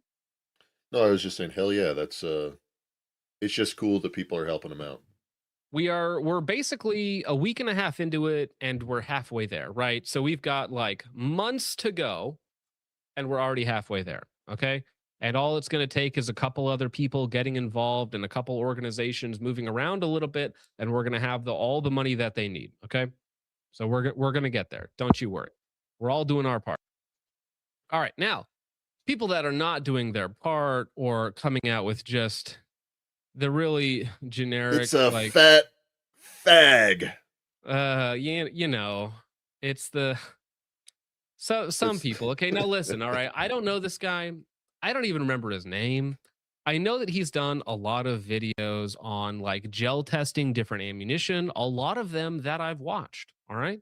And I appreciate the information that he puts out there in terms of, velocity and gel data. Like they're fun to watch and also informative if you're looking at what round does what in a certain medium. Okay. I enjoy that he did those videos in the past. Currently, he's running a channel because I think he left his last channel or the last channel he was affiliated with. He's on News of the Pews, and he released a video today, 7 hours ago, saying I was so wrong about Dugan Ashley. Richard, go ahead. So this is Andrew. He ran his personal channel was the chopping block. That's where he did the gel tests and stuff. And he was then picked up by ARFCOM. He was the main guy on ARFCOM for quite a while. And then I'm assuming there was a falling out between them because he and one of the other guys from ARPCOM split and are now doing this. And when I seen this pop up, this channel pop up a while back, and I seen some of the notes during presentation, I was curious as to what was going Can on. you be infinitely more specific? Some of the things that he was saying, guns for, or what is it, rights for all, and things like that, leaning more towards the 2A Right, for the all 2A for crowd. all, Carl Casarda, Better Way 2A type people, right? Correct. Ew. Correct. And then Ew. he started to go more on the racism bad rants. And then Racism bad in 2026 is so lame, dude. It's like, can you be exciting? Can you can we get something new? Like, listen, this is a boomer take from like 2012, dog. Like, no one cares anymore. Sure, no one cares, dog. A shock, but apparently he's big mad because he doesn't like the racisms because his wife is black. Oh, I have some experience with people who may not like racism because their wives are black. Oh no. Oh man, I just thought that was important. That makes my canned jokes even worse because I was going to talk about how being too edgy upsets his wife's bowl, but then it's like there's another layer to it now. I'm like, oh no. Anyways, let's just listen to his take, okay? Because he believes. I'll cut to the chase a little bit. Originally, he was very supportive of Dugan Ashley and his arrest, but then he found out some terrible things, the dark truth of the matter. No. Oh no. What have I supported? Dugan Ashley is all Be one of these radical stickers, mugs, or magnets is more your speed. But whether you buy merch or donate directly at the links down there in the doobly-doo, and of course right here, Is it just me? This is just, well, he's just going through his donation things, those little ads. That's fine. It's fine. Everybody has their own way of making money and getting through, so to speak, monetizing your platform. Totally fine. Not going to begrudge someone else for doing that. Well, his eyes just look sad to me, and I don't know if this is just my interpretation of it, but his eyes just always look a little sad, like a little, like maybe prey eyes. He does have sad, beaten down eyes, but if you go back and you look 5-6 years ago, this was not the case. I mean, that's what happens when your black wife is the man of the house. Well, black. Oh, actually, no, it's funny. So he's wearing a black rifle shirt. I have to show this meme that somebody made for me. That would be really funny if we got Black Rifle to make the Black Waifu brand coffee, like as a meme. It'd be very funny. Black Rifle, Black Waifu. Maybe this man is the actual meme there. All right. I think he's going to be getting into his take soon. Your support is what keeps this thing going, and I am incredibly grateful for your generous support. But if you're not in a comfortable place, please don't feel pressured. You don't owe anyone else a thing. Just enjoy. Oh, I saw this. Yeah, the Ayn Rand quote. Ayn Rand was a bad writer, for one. Her biggest crime was writing books. Just a generic libertarian thought leader, I guess. Also Jewish and very strange in her opinions on life and whatnot. It's an old, bitter, spinstress lady. Yeah. Her biggest crime was writing Atlas Shrugged. Enjoy this 2A propaganda at the price of free 99 and continue to pray for us. Friends, I'm sorry, but I was very wrong about Dugan Ashley. A few days ago, I told you he was arrested on several charges, and I told you I think the charges are BS. That part's true. They still are for the most part. But they've got. So that's the thing. He's acknowledging from his own paradigm that, yes, the charges are still BS, but I'm so sorry to have supported him. Yeah, sure, he's being railroaded by the government that he pretends to hate, right? He's a libertarian. He pretends to hate this government overreach and whatnot, but he's going to be sorry that he supported Dugan or shouted Dugan out because Dugan said mean words. And this is why I hate libertarians. I hate libertarians, okay? Because they pretend that their highest value is small government. their highest value is progressive politics, progressive social order. That's actually their highest value. They masquerade about caring about low taxes or freedoms or something like that, but they literally don't care about you if you use those pesky little freedoms to say words they don't like. If you go against the progressive social order, like, oh, the government's literally, standing on your head and putting your family in the poorhouse. It's like, ah, whatever. Too bad for you, I guess. You said a mean word one time. It's just the most performative, gay, cucked thing imaginable, which is like libertarians, like, listen, okay, if this is your spokesperson, like, you got to get him out of there, okay? This is not the heckin' base libertarian 1776 stuff, okay? Pretty sure they wouldn't take too kindly to a lot of the things that these people partake in, all right? I don't think they'd be on your side. I'm just going to cut you off right there. I think the 1776 libertarian types might not like I'm just going to put that out there, okay? I just don't think the founding fathers really cared all that much for some of the other people in existence. I'm just going to say that, okay? I don't think they're on your side. Also, yes, the infinity card, the trap card, the libertarian dilemma is always age of consent laws. You just ask them, so what should the age of consent be? What laws should we have for the age of consent? And they're like, well, actually, Yeah,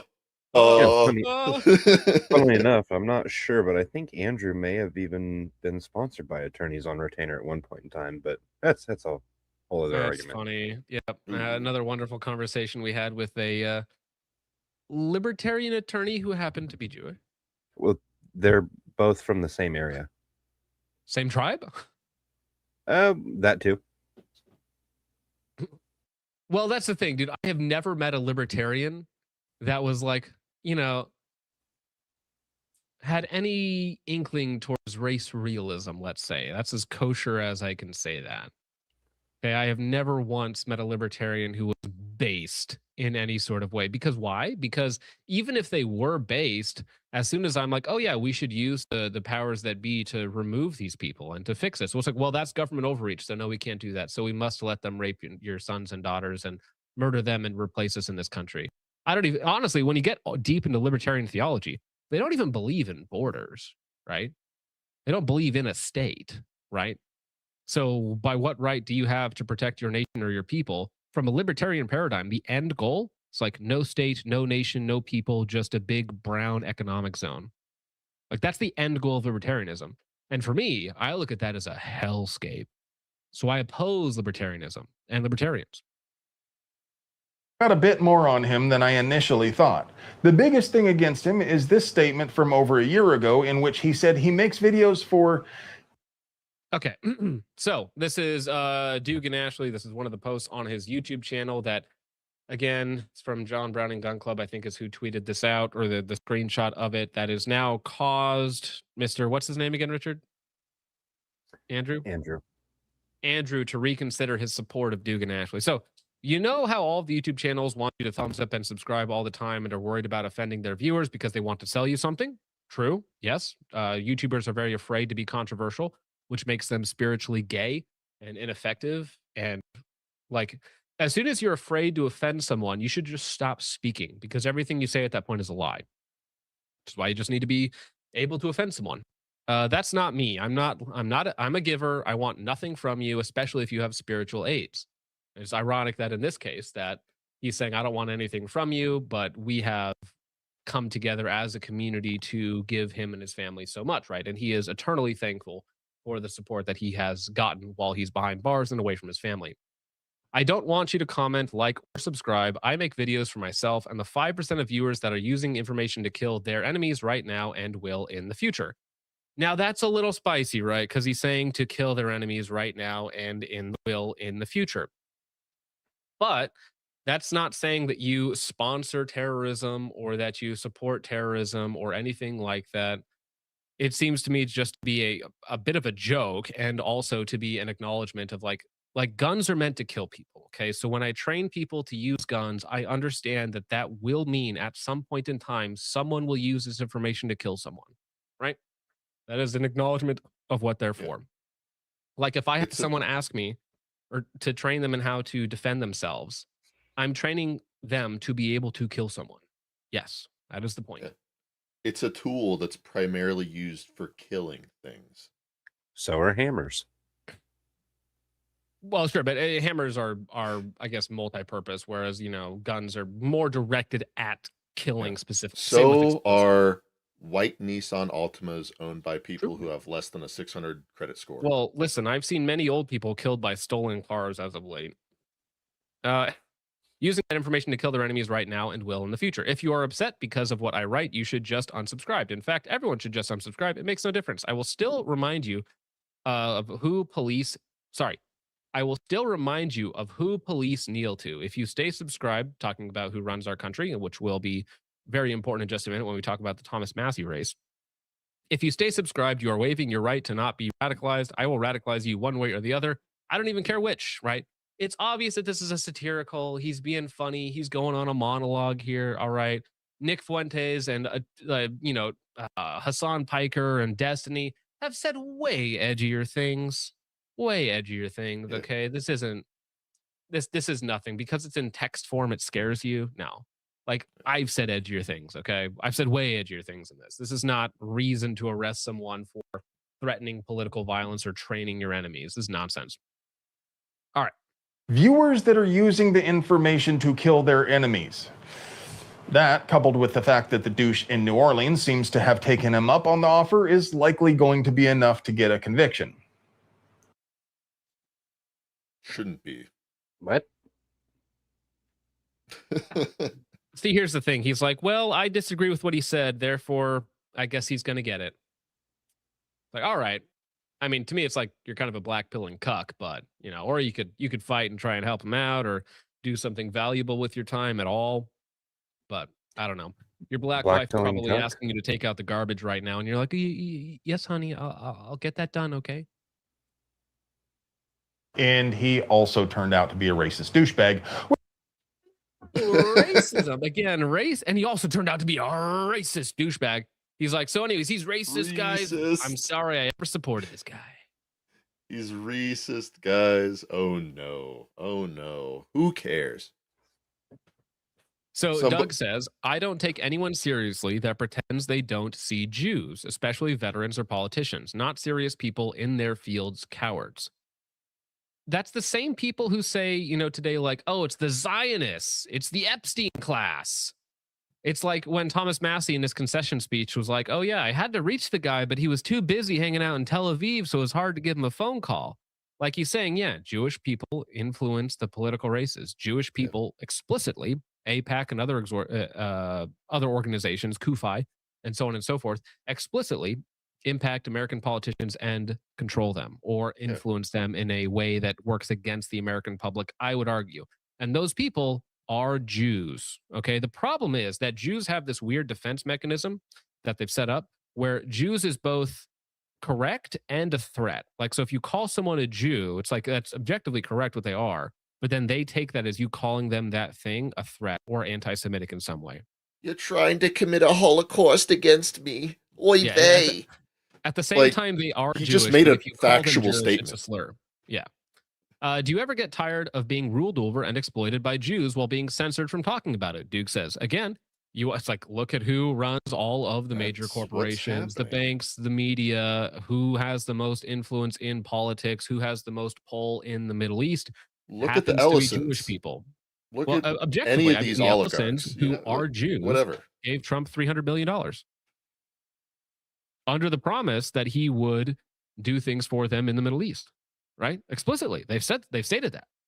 So yes, these are Jewish people who exercise control over your life. And if you call out Jews, if you say that Jews own the media, run the media turns on you for some reason. It's crazy how that works, right? The media bans you from everything and depersons you, deplatforms you. If you say Jews run all of the major banks, suddenly they cancel all of your bank accounts. It's crazy how that works. The only reason for the First Amendment is to criticize actual power like Jewry. Correct? Yes. Not just Jewry. I think there's a lot of powers and people that we should be able to call out, the gun industry included. But of course, yes, the First Amendment explicitly exists to protect speech that you don't like. So again, I hate this type of person here, okay? This Andrew fellow, not him specifically. I don't know him or his complete ideology, but if I just pointed out, okay, that black people seem to have, backed up by statistical evidence, a higher propensity for crime, okay, holding all other things off to the side, that seems to be true. He would call me a racist for pointing out objective reality. If you say that objective reality is racist, perfect. I'm a racist. I believe in objective reality. I believe in truth. If the world happens to be racist, then perfect. Now we can define it and we can understand it and we can move forward with our lives. You think that's a negative thing, and I think it's based to be racist now. Congratulations, I'm a based racist. Statistics are real and they're observable. Well, so Black now if women someone is commit like, more violent crimes than white men. That's just statistically true. You could be mad about it, but that's just how it is. well, exactly. So people like him, communists or socialists, they'll tell you that they hate rich people. You tell them all the rich people are Jews, and they'll be like, "How dare you, you anti-Semite?" And it's like, "Oh, we hate the same people. It's the same thing, dog. It's the same thing." So now we're in a place in America, and you can think this is unfortunate or not. I don't care. I just think it is the way it is. Where if you're not racist, like I think you're gay. Like I think you're not a serious person, right? If you don't believe race is real, like I think you just don't believe water is wet. That's how stupid you are. Like I can't even have a conversation with you about the way the world works, right? If you don't believe race is real and they have different strengths and weaknesses based on some hierarchical, levels due to genetics and other factors, right? Like you're not even a real human being. Like I can't even talk to you. You might as well be black. No, I'm kidding. uh, Which was really disappointing to me on a more personal level because I have really enjoyed his content. Why did you say that? Why? Why? Okay, so I do like that the soy man immediately appeals to Hollywood. Ironically, Hollywood Jews. That's where he gets his like morality from, or his quick little pop culture reference. Isn't this like so heckin' wholesome? It like heckin' applies to the current situation. So here's a pop culture reference written by Jews. The guy's a Jew, and it's like, all right, But if I This point guy that out, it's like, whoa, criticized John, Jews. stop it with the anti-Semitism. And I'm No. like, but they are Jews. Gosh, dang it, what's your problem? I have really enjoyed his content. Why did you say that? Why? Why? Why? You're my hero, Ron. It's one thing to be critical You're my hero, Ron. Let's see. There was Consume one goy comment I wanted slop, to you respond to stupid here. dumbass. Yeah. That's Okay. what I think it was. Microaggression. Here we go. He says all rich people aren't Jewish. WTF? Despite being 2% of the population, Only they're like most. 40% of the billionaires, right? They are so vastly over, and 40% of the pedophiles as well. They're so vastly overrepresented. Like if you believe 13 do 50 is funny, 2 do 40 is insane.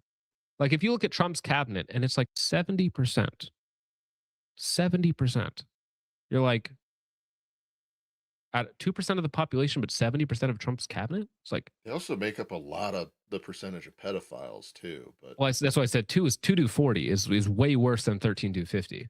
So yeah, if you again, but people, that's a sensitive topics for some reason, because surprisingly, Hollywood, who is owned and operated by a vast majority of Jewish people, of course, not every single one of them, but vast majority of them are under some sort of Jewish influence or Jewish themselves, have told you that Jews are the most oppressed people on the planet, and that's why they hit you with the Holocaust propaganda every like 30 minutes, you gotta watch The Boy in the Striped Pajamas. Like, Did fuck you off. watch I don't- Schindler's List, the new A1 comedy coming out?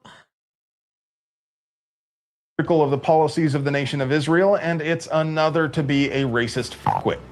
The A racist fuckwit. 271,000. Oh. Well, but you know what's funny? It's like, oh, you can criticize the state of Israel, because I guarantee you this retard probably does have critiques of the state of Israel. But this might shock you to know this, Mr. Andrew, but Israel's filled with Jewish people. Like, there's a lot of them there. I haven't quite figured out why, but something about the Balfour Declaration and a few other things that happened with the British Empire in the mid-40s. Crazy how this happened, but there's a lot of Jews in Israel. So Jewish people or Israeli people will tell you that if you criticize their state, you're saying that they don't have a right to exist, they don't have a right to defend themselves, and that means you're anti-Semitic. So you, Andrew, by allowing for criticism of the state of Israel, are also anti-Semitic according to Jewish people. At some point, you have to tell Jewish people, I don't care about your definitions. I don't care about your silly words that you try and pin on me. I just don't care. Even you yourself, Andrew, will have to say that, because I guarantee you, if I said, are you anti-Semitic? He would say, oh, no, I would never. I have criticism for the state of Israel. And I'm like, okay, but they define you as anti-Semitic. Are they wrong? Right? And he said, yes. So it's like, perfect. So I ignore your definitions. You ignore their definitions. Okay. It's all nonsense. Yeah. If anybody in chat Matter. ever wants to play a fun game, just translate any tweet from Hebrew into English and just take a shot every single time they call for the death of the Goyim.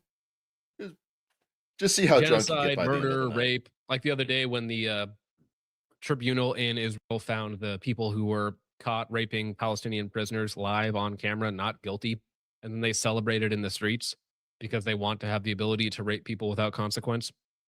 You should read the special little verses in the Talmud, very illuminating on their worldview. Yes. Of the nation of Israel, and it's another to be a racist fuckwit.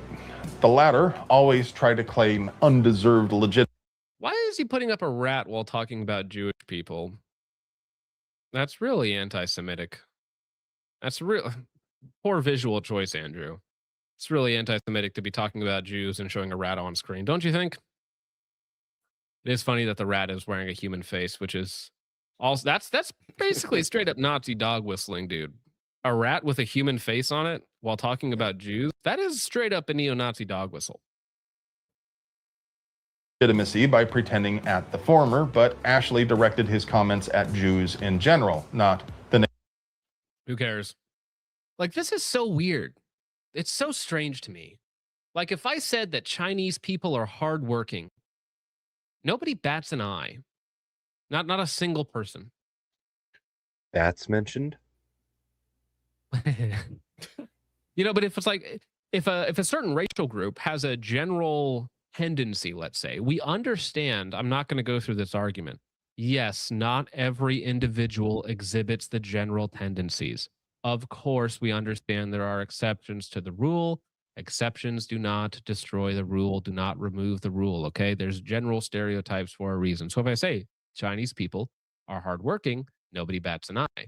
If I say that Jews are tribalistic. Jews are very tribalistic. They have a heavy in-group preference. It's like, whoa, that's you're repeating racist dog whistles. It's like, okay, fair enough. Yeah, I'll just grant you they're racist dog whistles. They also happen to be true. It's like, whatever, right? You think that racist means something, but because of the way that you've used it, like, I can't, like, racism can't be wrong in some way. You might say that if you define it as like some sort of hatred of other people, then, you know, maybe you could say that, okay, well, that's wrong on some level. But just having an in-group preference and wanting what's best for your people is natural, moral, and correct. That is the way that humans worked.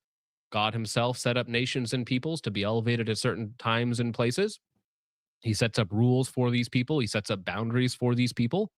And nations are a real thing, and nations are downstream from ethnos or race. They share the same etymology. I think we look different for a reason. Nation of Israel. Well, also the nation of Israel. Should he go to prison for it? No, I don't think so. Unpopular speech is the only kind of speech that requires protecting, and I don't think there should be any criminal limit on speech except to incite violence or cause actual harm through untrue statements. Naturally, it should also be unlawful to lie in business relationships, but that's a civil matter. I think he threw that part in there because he's upset at people in his life. Lying in terms of business. John, oh, here is John Browning Gun Club. John, like, I'm not going to lie, man. You have been a party to some things that have made people look bad, John. I don't hold that against you. It just happens, right? Because, you know, you talk about things, you quote things, you put more information out there. You got to think that anytime you do this, and I'm going to be guilty of this as well, it's going to be used against somebody that you care about. So just for the record, I posted that video a year ago because I agreed with what Dugan posted, not because I thought someone would use it against him. I know, man. Many such cases. I don't think it should even be illegal to teach people how to make WMDs or disseminate classified government information unless you're subject to a contract, because it's their job to keep it. Well, that's the thing that's funny, though. Like, when you understand that all black people, really all people in general, are racist, the only people that have a possibility of being anti-racist are usually white people. Like, that's literally it. Every other racial group acts with in-group preference, and white people have to be so heavily propagandized and subjugated through media and all the other forms of indoctrination to be anti their own race, you know. But every other race is racist. So they all hate you. It's fine. The self-hating not your- white is real and will be in an HR meeting with you tomorrow. Correct. Government information unless you're subject to a contract, because it's their job to keep it secret, not yours. By the time my dumbass gets a hold of that kind of information, you can bet the Chinese have it. You may as well share it with the taxpayers. But I digress. I think Dugan Ashley is a scummy person, but... Sorry, somebody says that they want to debate on Redoubt. Sorta spicy 9278. Why don't you debate on here? It'd be more fun. It'd be more fun to do it on here right now. Right now. he should not go to prison. So that leaves me with a dilemma. Now that we know this about him, should I continue to promote his legal fund as I do for other political prisoners? Or does freedom of speech also come with social consequences? Use your freedom of speech below, but I swear if you start trashing up... Anyway, so he says, you know, he's racist. He said things that I don't like. So I'm not going to support him anymore, but I'll leave it up to you if you do. So really, it's like, screw him and his family. He has opinions I don't like. So I'm going to withdraw my support from Dugan Ashley. Screw that guy for saying things I dislike, as you're like a literal, well, you know, just take out the trash. Okay. Your wife's been nagging you. Go take out the trash. It'll all be over soon. Don't worry. The comments on the video are also like awful just because it's people like him. Fortunately, not very many, right? We have more people that have already viewed this stream than have seen that video. So fortunately, there's not very many of them floating around. But how about somebody that I've had differences with in the past, but somebody doing the right thing, okay? Because you know what? Brandon has come under fire for taking part in, you know, Confederate reenactments, or at least, you know, Sons of the Confederacy type groups where they come and share stories about his heritage. It's also ironic that he's a little browner than his heritage would necessarily lead you on, but that is the state of, that's the state of the right in 2026, okay? It's just funny, all right? It's funny. Now, Brandon put out a video today, okay, just a couple of hours ago, gun tuber arrested by the feds talking about Dugan Ashley. And in this video, he goes through all of the allegations, why he thinks they're BS.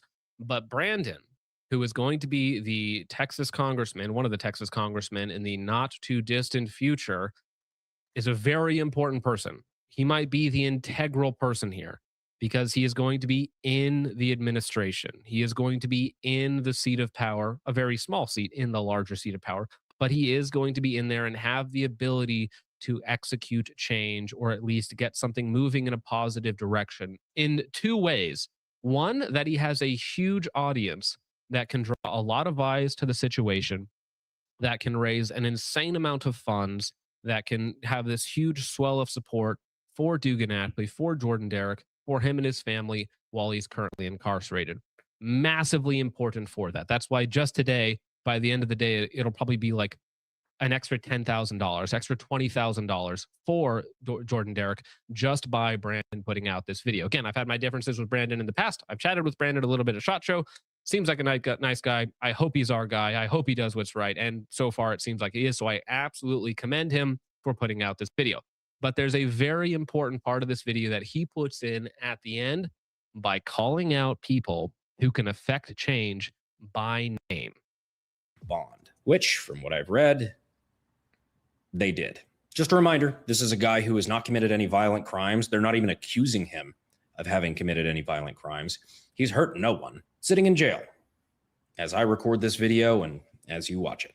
Now, I will be the first to admit there might be more to this story that we don't know or that I don't know, and that might change things later on down the road. But from the information that I have that has been shared so far, to me, I see a man who has no criminal record, potentially fighting MS, was making non-monetized content as a hobby, committed zero.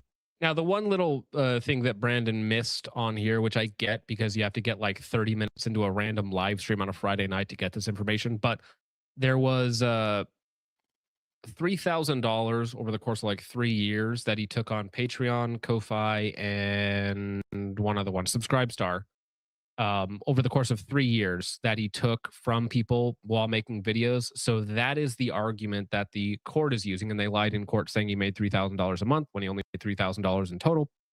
So he made like, $100 a month or something like that. So because of that, that is the argument that they're saying he was getting paid to blow up things. Therefore, he's in the business of manufacturing explosives, which again, I don't know how I'm different than that because I get paid to shoot guns. I don't have an FFL. So if the feds want to come and arrest me tomorrow, they literally can use that same argument, which is BS. And they have a lot more ammo when it comes to finances against me than they did against Dugan. Yes, actually, funny enough, bruv, there was an SDI ad in this video. It was either an SDI or an Aura ad in this video. So yes. Zero violent crimes, harmed nobody and nobody's property, unless you include like his own 2 liters and frozen turkeys, and is now facing over 20 years in prison on charges that range from a little bit of a stretch to provably false. So now, in my opinion, the most important part of this entire video. I'm going to publicly call on the help of some very specific people to try to help Jordan Derrick. First, I'm going to ask Andrew Bailey, the former Attorney General for the state of Missouri and the current Deputy Director of the Federal Bureau of Investigation. Again, Bailey, very important because it was the FBI who's going after Jordan.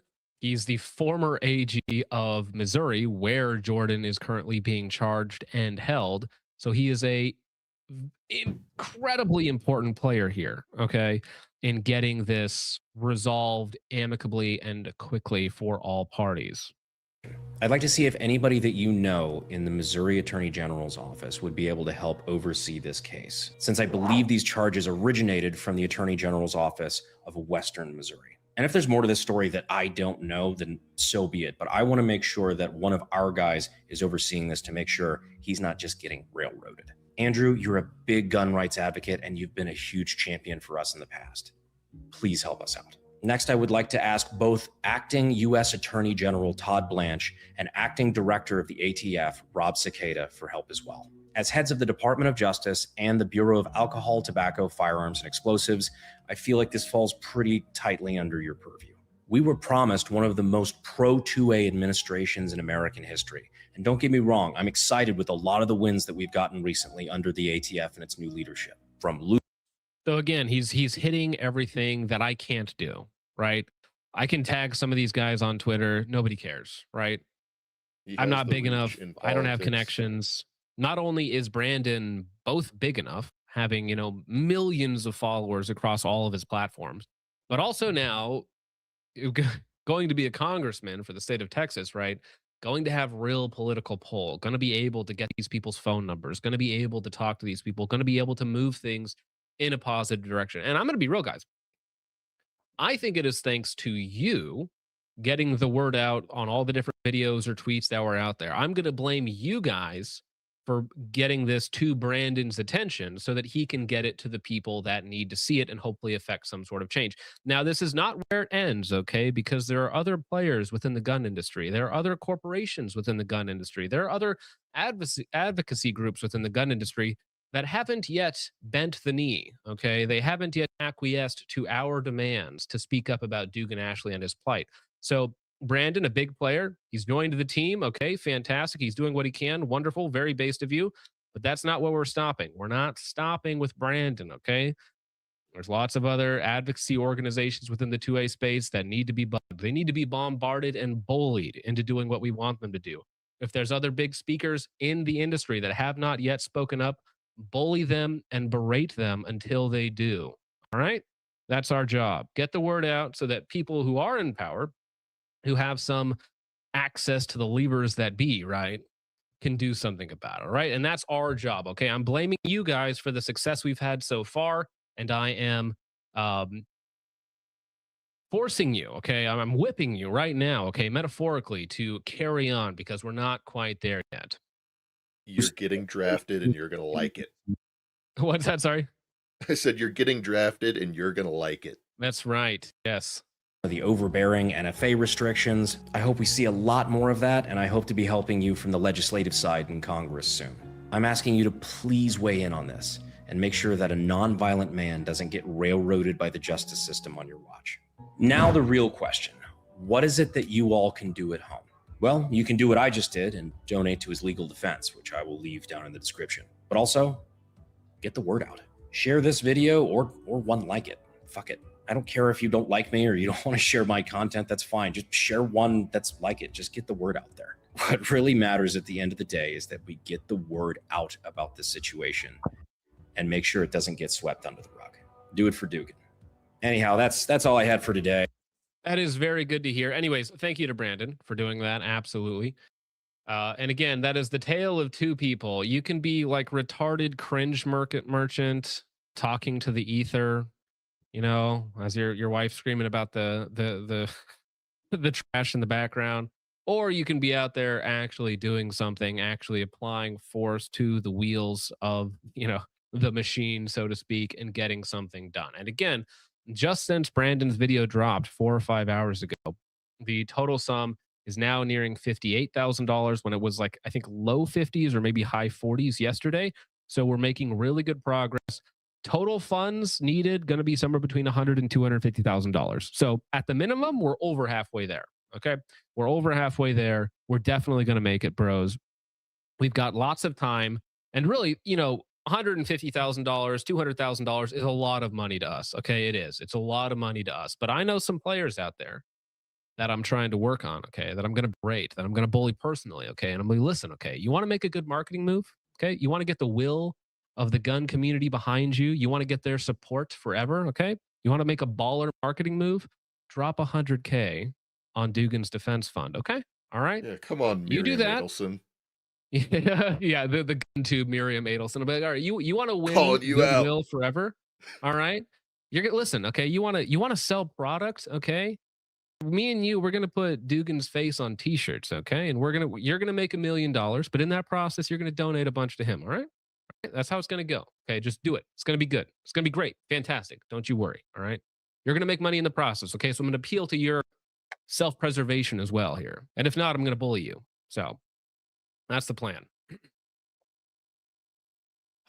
So once again, I will drop the Give, Send, Go link in the chat for Rumble and YouTube so that you wonderful gentlemen can do what you can do. Again, I am 100% confident that we will meet, need, and exceed all of Dugan's financial needs. As far as the more important stuff, you know, because I'm so confident in the financial aspect of it that I'm not worried about that really anymore.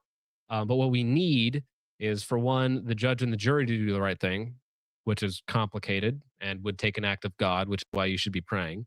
But fortunately, or hopefully, we can get it stopped before then, okay, by putting some pressure on the powers that be in the right spots, okay? Find the pressure points and just push a little bit, all right? Just a little bit, though. All right. Henry Ford and Walt Disney are going to return from the grave. Yeah. All right. Well, that is the Dugan Ashley update for today. We are going to be covering this every single step of the way and making sure that the momentum does not stop. The wheel of justice will not stop until it has crushed those in its way. Okay. Light Sport for 2 says he has wife, has a boyfriend eyes. Oh, yes. He has wife, has a boyfriend eyes. Bojangles. Well, maybe like Jeremy Hambly, his wife's bull is a Jew, so he's really takes unkindly to Dugan calling out his wife's boyfriend. Thank you, Bojangles. Appreciate that. Bad Self-Eater for 5 says, are we going to get a 5-ish review anytime soon? I don't know what that is. You know what 5-ish is, right? I don't.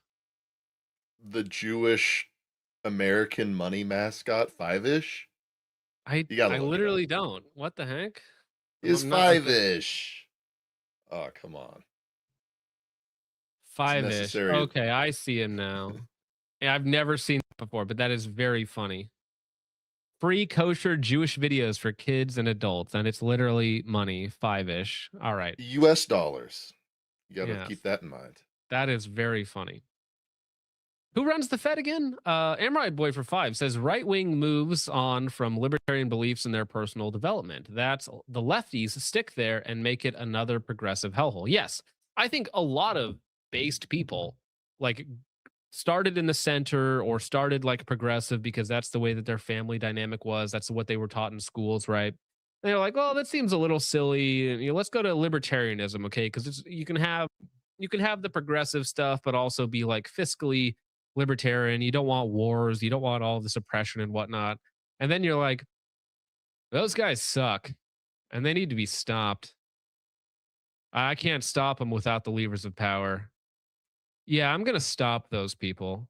Actually, you know what? Having power is based. Let's do that option.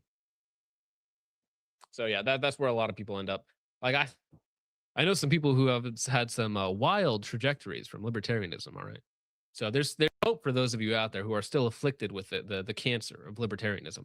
You may be retarded now, but you might not always be retarded.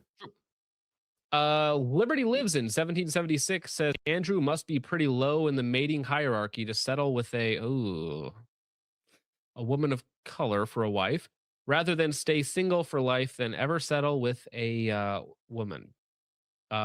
Those were not the words that he wrote down. Liberty Lives in 1776. That was a little A bit spicy. Might have to get rid of that. Whoa, bro. Anyways, yeah. Well, what's he gonna do? Call me racist? Like, all right, bro. All right, Andrew. Take out the trash. It's fine. Anyways, I think that was it. No, wait. Over on Rubble for 2. Oh, Jarrett says, I am God's sleepiest soldier and I'm answering the call. We'll watch the rest sometime. As always, Christ is king and God is good. No matter how sleepy I'm predestined to be. All right, get out of here, you filthy Calvinist. Unbelievable. But thank you. I appreciate that very much. Oh, Jarrett, hope you're doing well out there. Hope you're having a good EP time right now, bro. All right. Well, we still got more gun cringe to talk about, and we're like 2 hours into the show, bros. Okay, so the Gun Collective. Is this the Joe Biden laser eyes guy?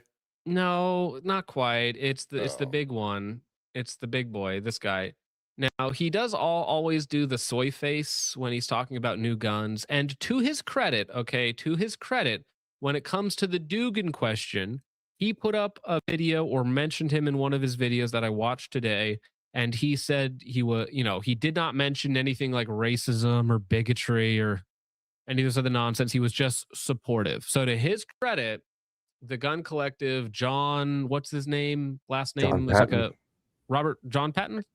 John Patton. Right? John Patton, yes. John Patton was very supportive of Dugan in his video he put out. So I'm giving him full credit for that. Negative infinity credit for having Vivek Ramaswamy as one of your main speakers at GunCon 26. Are you guys excited for GunCon 26, which is a startup convention by the Gun Collective to have vendors and companies come out, reveal new product, have panels of speakers and whatnot. Now, politically, I don't like the Gun Collective. Okay. I'll be real with you. Okay. I'm glad that he's supporting Dugan. Politically, in the past, he's made comments like, we really need to work on getting more diversity in the gun space. And I'm just like, we need more women in the gun space. And I'm like, oh, God. No. Everywhere that is infected with diversity and women gets worse. We should gatekeep this. All right. I'm repealing the 19th. I'm repealing the 13th. And there's you're under new management. Okay. I'm not saving this country. I'm putting it under some new management. All right. Last year, didn't GunCon end up kicking out a few people? Well, was that the story that there was somebody there that they didn't like, or that Rare Breed? Well, didn't Rare Breed go there and he give somebody paperwork last year at GunCon? If I remember correctly, Paul from Legally Armed America. You're right. Wasn't an AG, Johnny B, right? Johnny B, and there was also an AG. Somebody's state AG, and that was anti-trans things too, wasn't it? I remember. Correct. Yes, we did cover that. Yes, so they're gay these pro-trans, guys were. pro-gay, pro-diversity, pro-women. Yeah, that's just what we need. That'll make the gun space better. Yeah, when we have more trans gay women in it, that'll make it better. Thank you so much. Wow, that's wonderful. That's awesome. Yeah, maybe the venue kicked him out, maybe, but still, in John's personal politics are cringe, I would say. Because again, if you asked him, he'd probably say, "I'm a libertarian," and I would go, "Yeah, you are." All right. Energetics testing says, "Focus, did Dugan have any animals at the time of his arrest?" Well, yeah. So I've talked to Phoebe, met her. We're still chatting a little bit as things go forward. So at the time of the arrest was very early in the morning, and they were about to go out and start the whole feeding process of the animals, right? Because they have a bunch of, don't need to get into specifics, but they have a bunch of animals there. Okay. And so as they're about to do this, that's when the 40 vehicles run up front and back, and the AMRAP runs up to the front door. Now, during the arrest process, while Phoebe and her children are there, they had to feed all their animals. So as Dugan's getting arrested and processed, like, she and the kids are running around doing all the work that they need to do. So, I mean, could you imagine, like, you have to take care of animals because that's what you have to do to be a good person. And there's hundreds of FBI agents roaming your property and following you around, and, as you're doing the chores that you need to do. So yes, he has animals. The family has animals, right? Well, if Thank they you, didn't Interject feed the Sissy. animals, then there's a chance that the feds would have just confiscated them too. Dude, the feds are so incompetent or evil in this case, and I'm fine saying not every FBI agent there was evil, but a lot of them were incompetent. But yeah, it's everything else was taken care of, and they didn't like steal anything or damage anything, but it's just a whole crappy situation for them.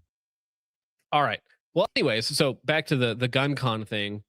Man, you can't take a hint, can you? What a terrible timing. What a terrible idea to have Vivek Ramaswamy speak at GunCon. Why? The guy who says that he hates Americans? The guy that says Americans are lazy?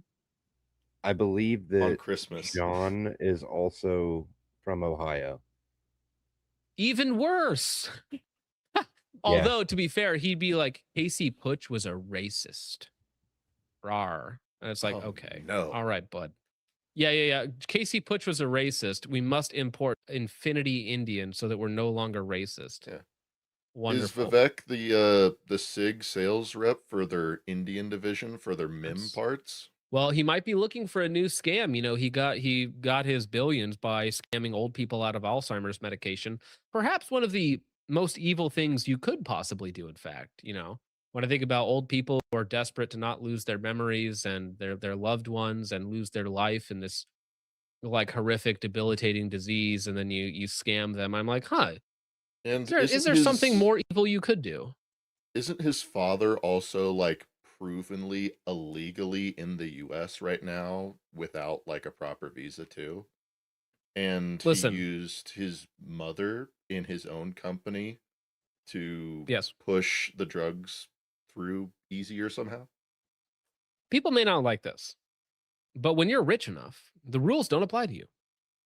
You might not know this, Dank, but if you spend $35 million, you can just buy a Congress seat.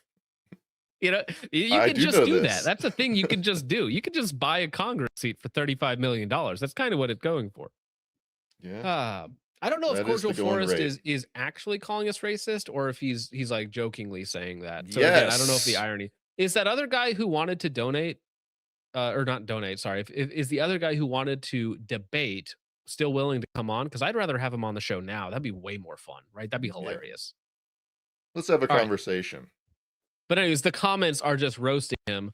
One of the top liked comments, which almost has as many likes as the post, says, "Is it too late to refund my tickets? No, I'm not supporting that guy who hates us and wants to replace us. No, thank you. Truly lost the plot. Big old steaming pile of Vivek. I mean, poop. Nope. Clown. Is he going to talk about his pharma pump and dump scam? Tell him America first, no APAC. Giant F and fail. No. WTF. Poop jeet. Based. Gay. There we go. Yeah. Zero support for your addition of Vivek Ramaswamy, H-1B Star Wars name scammer, non-American to be here. No thanks. Nah. Yeah, I figured you were cordial. I was just curious. All right. Anyway, so thanks, Gun Collective, for absolutely nothing in that regard. Big fail. You're trying to create a competitor to SHOT Show or something, and you're like, I know what'll help. Maximum diversity and retards. It's worse. He's not even trying to create a competitor to SHOT Show. He wants an in-ram alternative. Oh. He wants a boomer alternative that's browner. Less wheelchairs, more Indians. He's gay and retarded. Oh. Anyways, speaking of gay, trans, retarded things, we have the strangest psyop of all time. I don't even know. Like, the more we get into this, the more I'm like, did a federal agent write this manifesto? Like, it's just so nonsensical and comical in a way. Like, obviously it's dark, but there's so many layers to this that just don't make any sense at all. Okay, have you guys been following this? The less I know. I've been following this very closely as information has been coming out. This makes no sense. No, I couldn't follow it. I can't piece it together in a way that works. Yeah, but I couldn't do it. Is question mark? I don't know. And I'm gonna get out of here before you guys get too deep into this because it's more confusing for me. So I got to get up in a couple hours and get to work. So anyhow, adios. Well, thanks. Have for a good night, guys. Good luck at work tomorrow, Richard. Appreciate you. Yep. Good night. All right. So this is one of the shooters who shooted himself and his buddy in the San Diego mosque shooting, which we'll get into all the details. This happened Monday, and details have been emerging ever since. His manifesto leaked online, or one of their manifestos leaked online, I think today, late yesterday. So this is the famous Nazi white nationalist Hitler lover, Caleb Vasquez. A Mexican. A Mexican, famous neo-Nazi white nationalist Vasquez, however you say that, identified as the second shooter at the San Diego Islamic Center. The photo is a screenshot from the live stream of the attack because, yes, just like Anders Breivik in New Zealand, I think I got that right. They live streamed the attack to some platform, and there are VODs of it floating around. So you can find it. You can watch the footage. I think it's a shotgun and a Mini 14 that doesn't want to feed. It's, not particularly impressive from a firearm standpoint. It's just kind of retards running around in a mosque as opposed to a synagogue, even though this is another, we'll get to it, but they hate Jews so much, yet they shoot up a mosque. I'm always like, really? Are you sure about that? Like, did they just pull to the wrong Eddie? Like, what happened? All right. At this point during the stream, the two are back in their car, and Vasquez begins urging Kane Clark to shoot him in the head. Clark does end up shooting him, and then shoots himself afterwards. So the two individuals, I have not seen any confirmation as to whether or not they're trans, or one of them is trans, or male to female. Like, they look weird. They look girly. They look feminine. They look unwell. They look like they're on a lot of SSRIs, which I guarantee if you look into them and you find out their pharmaceutical history, you'll almost certainly they were on something. All right. So anyways, so they go to the mosque. They kill 3 people. They drive away. They shoot at somebody on the way to their destination. They get to their destination and then just kill themselves. So, but why though? Like, that seems, I get death by police or killing yourself once you've done the maximum amount of damage, but you kind of just stopped, like, for no reason. It just doesn't make any sense at all. I don't think they're all there. The two live stream the entire attack. In the live stream, you can see their scribbled messages all over their weapons, which again is very Anders Breivik. Now, the two people are Kane Clark, and the Vasquez guy. So San Diego mosque shooters hate-laden manifesto praising Adolf Hitler and other mass murderers revealed.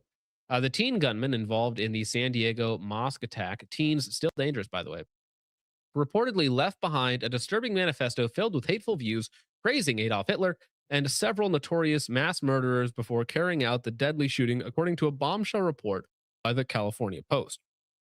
Authorities are now looking into whether Kane Clark, 17, and Caleb Vasquez, 18, wrote the disturbing manifesto before allegedly killing 3 people and later turning the guns on themselves. Law enforcement sources told the outlet the manifesto reportedly promotes extremist ideas, including calls for a race war, while literally being brown. It's so like, it's like Uncle Ruckus a little, right? It's like, this is the joke, right? There's a joke being played on me that I don't fully understand. It's fun, it's funniness, it's comedic timing is really just in its irony. And right, the guy looks a little fruity. The And you're script like, writers are taking mushrooms or something. yeah, dude, It's whoever's writing these things odd. down, like, save some for the rest of us. Jeez. Anyways, this came as it was revealed that the 2 gunmen live streamed the deadly attack.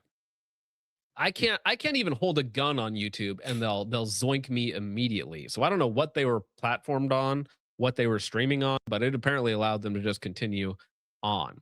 The 75-page manifesto reportedly contains Nazi iconography, similar to those Clark was seen wearing during the disturbing live stream of the attack. Among them were a black sun, symboling to Heinrich Himmler, and references to Atomwaffen, a violent neo-Nazi extremist group.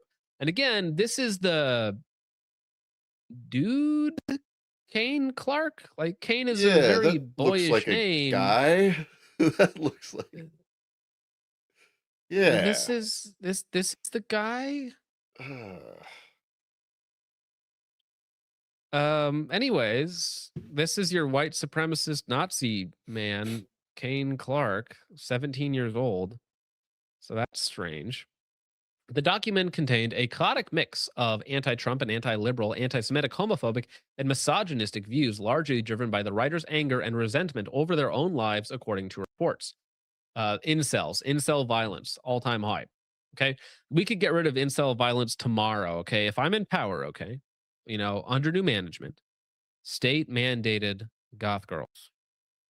Okay, we're solving the incel epidemic tomorrow. Okay, we're solving the fertility crisis tomorrow. Okay, state mandated goth girls. Yes. Okay. Anyway, so Jennifer Dew, who lives across the street from Clark's Southern California home, valued at $750,000. That number's supposed to be impressive. Not in San Diego, bro. That is a rundown dump in San Diego. Okay, that's a mansion in South Dakota, but that's nothing. That's an house. Yeah, in one of these expensive places. That is not that much. I live in a very expensive place. To me, that's not that much. It's not. It's sad. Like, dude, my parents bought a house for like $280,000 in like 2008 or 9. I want to say, like, just around the financial crash, and now it's like triple. It's like, yeah. Lucky. All right. So my mistake was being crazy. 13 years old during the last crash and not buying a house. No, I work. Yeah. She said she saw the 17-year-old just one day before the shooting inside the Islamic Center, the New York Post reported. It's been unreal. I saw him literally the day before. He just stood there, Dew 30 told the California Post. I didn't know if he was watching me or something, but he just got food delivery and went back in. All right, he was eating the goy slop. And again, I say he, but he's rather androgynous, isn't he? A Mexican, like, girl-looking guy who has cornrows. It's the Mexican Nazi white supremacist. Like, you know the one. I could tell just by the photo. I know exactly what you're talking about.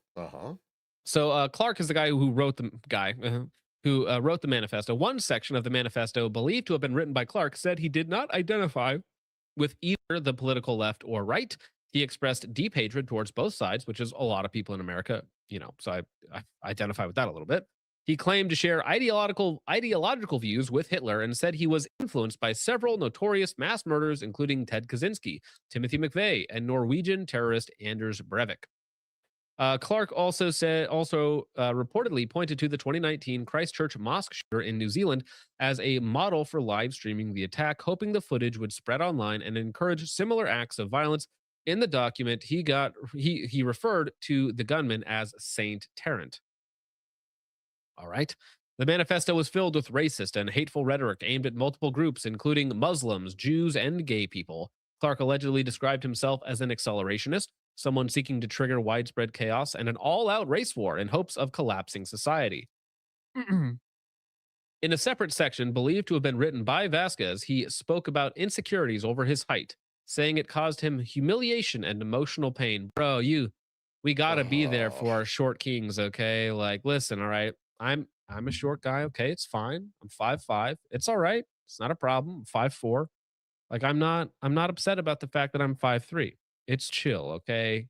You know, so be there for your homies. Being short, you know, you got a dwarf max. Don't turn to despair, okay? Just grow the beard, become the dwarf, swing the battle axe, chop down the trees, dwarf max, okay? You'll be fine. I Or guarantee just it. buy a pair of stilts. Or stilts, yes. You can be your local traveling circus. You know, I got a big future in the circus ahead of you, bud. All right, so Clark also reportedly wrote that he felt no remorse for the attack and chillingly said that if he had survived, he would left everything for his lawyers to deal with afterward. Clark reportedly insisted the attack was not motivated by a desire for fame, saying instead that he harbored hatred towards the victims and other cultures. All right. He also wrote that he never intended to survive the shooting. Online accounts linked to Clark allegedly contained Nazi slogans, along with images of Hitler and German soldiers marching during World War II.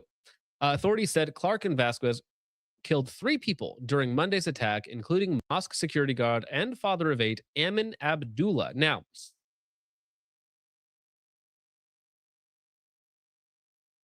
excuse me, okay, this is where the story gets very strange. So, Amin Abdullah, the first guy to be killed, also a big fan of Hitler. The mosque security guard, The plot thickens. also a big fan of Hitler. This is from a Facebook post that says, "Do you now understand why I did what I did?" with Hitler on it, of course. And here's Ayman Abdullah saying faux show on it. Yeah, man. I know why Hitler was doing what he was doing, man, for show. Shit. And it's so ironically funny, right? It's not actually funny, but in an ironic sense, brown, neo-Nazi, transgender, androgynous people drive to a mosque to kill Muslims and kill another Hitler supporter. Again, why are all of the Hitler supporters so brown? It's so absurd. There's some sort of like I don't even know how to say what I was trying to say. It's so absurd. It's almost morbidly funny with how this entire situation is played out.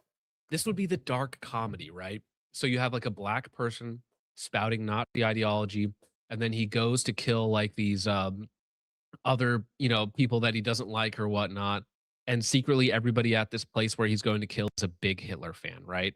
And he doesn't realize it, but it's like blue on blue violence. So the audience is watching it play out and they're like, well, a Nazi's killing other Nazis. And they're like confused because they're all brown. And there's like, am I supposed to laugh? Is it supposed to be funny? Like, what's actually going on here? The irony is strong with this one. Yes, exactly, Liberty. Yeah. Also, I just love how, like, am I going to the wrong stores? But I just never see, like, do you get the SS stickers? Can I get the SS? Yeah, let me get my SS branded gas can. Yeah, it's like, is that a thing, dude? It's like the Supreme drops. Like, where do I get the SS drops at, bro? It's the gas can. I put the gas can into the car. It's like, it'd be one thing if they were planning on like burning down the mosque, and so they wanted the iconography of the SS to be there as they're burning down the mosque and then leave the gas can. Like maybe, but it just was sitting in his car. So it's like, Okay, all Like right. a shitty shotgun, a jamming Mini 14, Mhm. a gas can that they didn't take out of the trunk, and they drove a few blocks away, shot at a guy, It killed then themselves, killed and themselves. and one of the guys that they killed was also a Hitler supporting brown guy. Okay, yeah, Yeah. this seems like a real story, but Yeah, but it yeah, is. exactly. This was not written by the FBI or CIA in any way, shape, or form. All right. Yeah. Hey, Danka, when you're at the hate crime store, make sure to get me some stickers. Okay. I need some more paraphernalia for the next time I go out. Okay. I need to make it super obvious. Dude, imagine like the table, right? Where they're all together plotting this psyop, let's just say, in this very funny hypothetical, right? They're like, all right, guys, we got to get that. Jim, did you get the Hitler branded gas can? Yes, sir. Yes, sir. Okay, what did you write on the shotgun? Well, I said Anders Breivik and the other guy and screw the Jews. It's like, oh, perfect. Great job. Great job, Jim. You're getting a raise next month. Think Here's your about all the FBI Totenkopf and CIA. hat. Fucking Exactly. excuse me. Uh, According to law enforcement source, at least one of the suspects took a firearm from his parents' home and left behind a suicide note referencing racial pride. Again, Vasquez, racial pride, Nazi. All right, buddy. The video allegedly showed Clark shooting Vasquez tied twice in the head before turning the gun on himself. I have not watched the full live stream. I'll take their word for it that they just zoinked each other at the well, I guess one guy zoinked both of them at the end. But what a weird one. Like, I don't know, man. Why can't would I shoot no, I wouldn't. Like, no.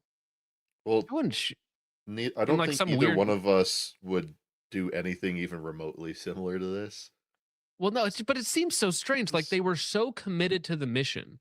They were going to die, right? That was their plan, according to the manifesto, that he didn't plan on leaving. But then you just chicken out at the end, right? Instead of going through with it, you might have Yeah, you I didn't had a really do all that much. conversation. I had a conversation with my father, and we have this every single time some sort of mass shooting or something like this happens. And it's like, how did you not kill more people? It seems it's just odd. So here's a little video of the police briefing, right? So here is again the Nazi sympathizer, Hitler sympathizer that distracted the actual Nazis from his congregation, and they killed him first, right? Because he was kind of blocking the way, so to speak, as a security guard. But it's just so ironic that two brown neo Nazis attack a mosque instead of a synagogue. Not sure why. Um, and the first person they run into is a Hitler sympathizing Muslim, and then they get into a gunfight. Like it's just it is a dark comedy. Okay, it has to be. I'm with Karantham. Okay, it's all fake. Do we have audio here? Let's see. Ran past the security guard, most likely not knowing he was there. He immediately observed the threat to everybody at the mosque. Okay, what's funny is, okay, again, this is just more brown on brown violence. You can call it Nazi on Nazi violence, but it's just brown on brown. A tale as old as time. Dark comedy, light brown comedy. That's good. Yes, light brown comedy. Yes. Then with gunfire, both suspects returned fire. You can see the security guard reach for his radio and put out the lockdown protocol. The security guard then continued to engage in a gun battle with these two suspects. His actions, without a doubt, delayed, distracted.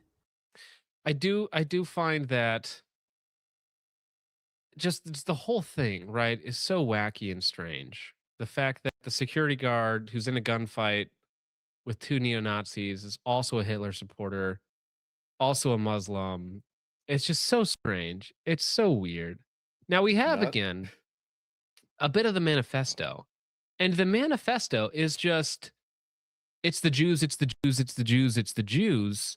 And I'm like, okay, yeah, I've heard this before. But then you go and attack not a synagogue. You don't target a synagogue. But for the PSYOP, you attack a mosque. right? Because surely, if you think that Jews are the most evil people in society and have to be dealt with, you would attack a synagogue. But they If you never seem to say- do that, If you right? say it's the Jews, you'd think they'd attack the Jews. Well, that's the thing, right? It's all these people who are neo-Nazi, Jews are the ultimate evil in the universe. They don't attack a lot of synagogues, you know? It seems that they attack mosques, almost like, you know, the Jews want to use it for anti-Semitism. In fact, the Department of Justice today put out something about anti-Semitism. But they didn't attack a synagogue. They attacked a mosque. It's psyop maxing, as Eduardo says. I'm actually going to look that up real fast because I need to find their post on anti-Semitism today. Because again, this is terrible from my perspective, right? Because they are absolutely going to use this against you at some point in time. Because again, what is anti-Semitism, Dank? Can you give me a official definition of anti-Semitism? No, because the definition is so broad that they include things, and by they I mean like states like Florida. What specific organization do they use the standards from? But it includes stuff like Is it the ADL? It might be the ADL. I think it was a different one than that. But it includes things Southern SPLC, you know. Yeah, I want to take your pick. They're all the same. It includes things such as I don't like Israel. Israel as a state is bad. That's anti-Semitism. Well, I so don't like that's right, Jews. 'cause That's bad. Tucker Carlson is labeled as like the King most anti-Semite. evil anti-Semite, and he'll go on for minutes about how much he loves Jews. And I'm like, Yeah. you're not being, come on, man. I'm poking the bear, right? Come on, do it anti-Semitism. It's like, no, he has a lot of critiques about Israel, but he's very anti-Semitic, right? He's like, oh, that Nick Fuentes, he's an awful, evil person. He's anti-Semitic. It's like even people on the right try and virtue signal to people that literally just don't exist. It's like, oh no, I'm right wing, but not that right wing. He's one step to the right of me. We got to disavow everybody to one step to the right of me. It's retarded. Yep. So the Federal Anti-Task Force to Combat Anti-Semitism announces 15-city tour. They're going on tour with anti-Semitism. Guys, do you know anti-Semitism is going on a world tour, baby? Book Coming your to a summer city near tickets you. now. Anti-Semitism in the Capitol building on May 15th. President Trump has made clear that this administration will not tolerate anti-Semitism. Here's the thing, though. Anti-Semitism is protected speech, and anti-Semitism is meaningless. Not in Florida. It's so broad. It's so broad. It's so applicable to everyone who's not a Jew that it is literally, I mean, that's what they use it as, right? They make it so nebulous and vague that they can apply it to anyone, right? Yeah. If you're pro-Palestine or you don't like genocide, or I think Haven't according they- to them, even like insinuating that they're committing a genocide in Gaza is anti-Semitic. Haven't they also argued that like certain Bible verses are anti-Semitic too? Like they tried Isaiah to 53. legally argue. Isaiah 53, Matthew 22, 23, 24, right? Because where Christ talks about taking the kingdom from the people who disregarded his son. Interesting little analogy there that a lot of Zionist Christians like to disregard, which I find funny. John 8:44, as Hook says, yes, there are, you know, funnily enough, people say that people who don't know anything, like retarded pagans, will be like, oh, yeah, you Christians worship Jews. And it's like, do you know anything about the church history or the church fathers, or like John Chrysostom, who said the greatest threat to Christianity is Judaism? Like almost all of the heresies and the things that were combated within the church in the first century were all Judaism, right? Because Christianity predates modern Judaism. It's important to remember that post 70 AD, when Titus kicked them all out, burned the temple to the ground, right, in 70 AD, that the Pharisees, the Sadducees, that whole system got dissolved. And that's what led to the modern rabbinical system that formed centuries later. So Christianity is literally Talmudic centuries and- older than Judaism. Yeah. Talmudic and rabbinic Judaism is like 600 years after Christianity. Well, right, because was a the thing. Talmud doesn't even get finished writing or collated till much, much later. But in Yeah. Christ's time, you have the Pharisees and the Sadducees, and those are like your religious leaders with a couple little different interpretations of the Torah and the Old Testament, right? In 70 AD, when they burn the temple and the Jews are dispersed among all nations, just like it's prophesied about in Jeremiah and Deuteronomy, places like this, right? That whole system gets done away with. And what comes out of that system, what comes out of that exile is the rabbinical system, which is what we're now dealing with Jews. Very different. Entirely separate. They also have sects that openly like worship Baal or literally Satan. Satanic They do, yes. Judaism Satanic Judaism is a literal real sect within thing. Judaism. Yes. Yeah. You can actually be a satanic Jew, and that's not even me doing an anti-Semitism. Like they have, Go to there's the a Times literal of satanic Israel. Judaism sect. Oh, yeah. Anyway, so anti-Semitism world tour, whatnot. This national tour is a important step in ensuring communities across the country know the federal government stands ready to work with them to confront anti-Semitic threats, protect public safety, and uphold civil rights. Well, the First Amendment is kind of one of those integral civil rights that you should be protecting there, isn't it? Now, again, this was posted today, right? Just a little while ago? Yeah. Just, well, I guess yesterday after the attack. But it wasn't like Jews didn't actually get targeted. Yeah, there was anti-Semitic rhetoric, quote unquote, but Jews weren't even the ones being targeted. Like, what are you talking about?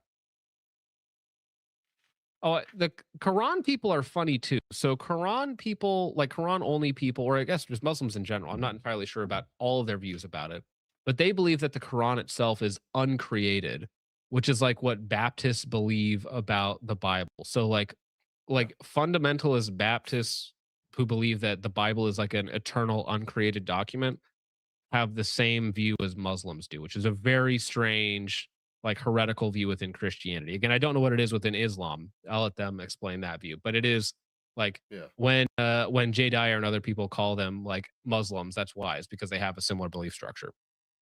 All right, well, let's read a little bit of this, shall we? The universal enemy. Everyone has their own idea of who is to blame for all of the wrong in the world. They will say it's the government, the elite, the rich, the politicians, the 1%, the left, the right, the capitalists, the communists, the Illuminati, the thugs, the trannies, the immigrants, and many more. All of them can be traced back or be caused by one group, the Jews.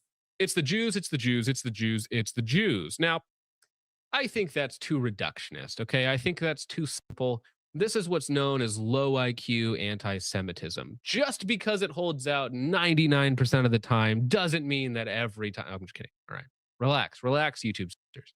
But it's a little too simplistic. It's a little too reductionist. Okay. We got to be a little higher echelon, bro. Come on. Jews across of all time have been extremely disproportionate amount of the world's problems, whether that be from war, famine, exploitation of children, rise in degeneracy, inviting of people, political killings, the separation of family, the departure from the church, the white race's replacement, mass immigration, central banking, and so on. It has always been and always will be the Jews. There is no moderate option to this problem. They'll always rise back to power or do the same thing again, wherever you exile them to. For any sane man saying all this is the only logical solution would be just to TKD. Whoa, bro. That's woo. All right. It's starting off spicy. Damn, he did not hold back in that manifesto. Apparently, there's 75 pages of this, dude. Calling people magatars. If you hate Trump so much, then kill him. Take out Vance instead. Jeez. Ugh. All right. I mean, listen, he's doing the thing. Accelerate your hate. Misanthropist cell. All right. All right. Sons of Tarrant. Jeez. Does he actually have the full thing in there? All right, well, we're not going to go through his full manifesto. It is online for you guys to search out at your own discretion. All right. Yeah, we some of that iconography YouTube does not appreciate, so we got to be careful there. Now, the Jews don't control everything, guys. We know that, okay? That's very low IQ. That's very silly. That's very strange. Even to insinuate that is very problematic.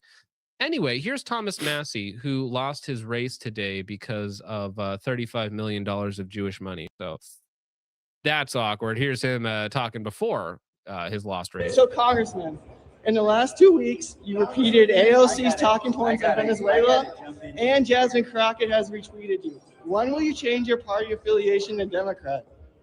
I thought you knew. I vote with Republicans 91% of the time.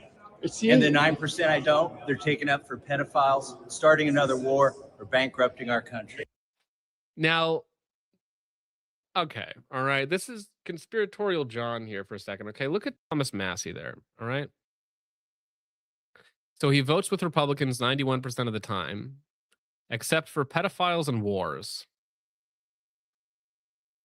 And because of those two things, the APEC wanted him gone. It's just, I'm not saying that there's a connection there between those two things, but There's a connection there between those two things, I think. it's just, well, what do you Maybe. mean by this? It's like, wait, do you mean to say that? Because, like, Yeah. you know how that And- makes you look, right?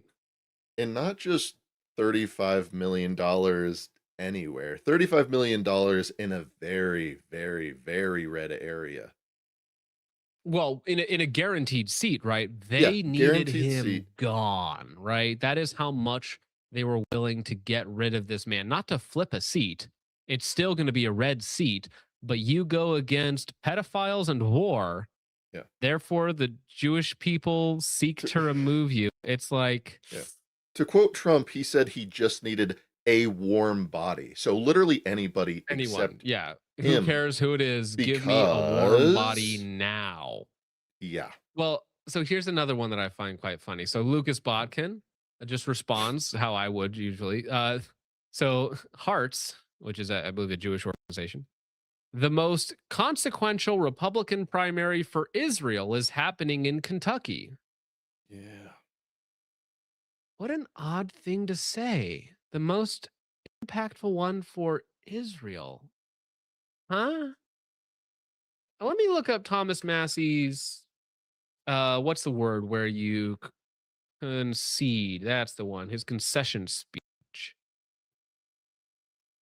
There we go. This is the one that I want. So this is him at his concession speech. I think he lost by a 5-point split, like 60, 56, 44, 55, 45, something like that.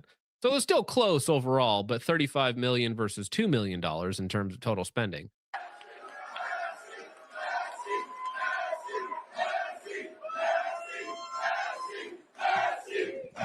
All right. Listen, I would have come out sooner, but I had to call my opponent and concede, and it took a while to find Ed Galrein in Tel Aviv. Aww. See, even he's joking about it, right? And he's smiling. He seems to be in a good mood, which, listen, all right, if I had to deal with that many scummy, evil people like 6 months out of the year, because I think they only work like 140 days a year, man, I would also be happy to get out of there, right? And to go out, like, basically to lose by standing by your positions. Like, if you're gonna lose, I guess that's the best way to go. Yeah. Fair enough. And also the only reason he lost is literally because of like goy cattle above the age of 52. Yeah. Well, right, because under 45, he was ahead by like 20 points. I think Right? he would have won. I forget the exact age cutoff, but he would have won with if nobody over 50 was counted. Like the Yeah. only demographic he was with was the Fox News, I believe what I see on Fox News crowd. So, what's crazy about that is while we might complain about outside influence or all of this other things, but it really is the boomers, okay? Above, okay, so we got the Jews, they're holding the strings, they're funding all this stuff. Above them, we have the Amish, all right? The Amish are controlling the Jews. Above the Amish, we have the Illuminati, okay? And then above them are boomers who watch Fox News, and they are what holds the strings of power, okay? They operate the levers, okay? They have the voice, they have the money. So it's just the day of the pillow, okay? We are one pillow day away from having freedom in this country, okay? Just Please. this is a Please. pillow talk with your. No, I'm kidding. Anyways, I forgot the Mormons. Yes, the Mormons are in there somewhere in the hierarchy, okay? Somewhere in there, is the Mormons. But also, it's like, here's AIPAC tweeting about it, flaunting it. Ed Galleron's victory in Kentucky and Clay Fuller's win in Georgia ensure two outspoken pro-Israel voices are positioned to fill seats previously held by outspoken detractors. Anti-war Thomas Massie, generic libertarian Thomas Massie. Again, he's a little L libertarian. He's still holding the L, but it's, it's like, only a little bit. bit. No wars. I don't like pedophiles. And Israel's like, what do you mean by that? What do you mean, buddy? You hate pedophiles and you don't like forever wars? Kill this nigga.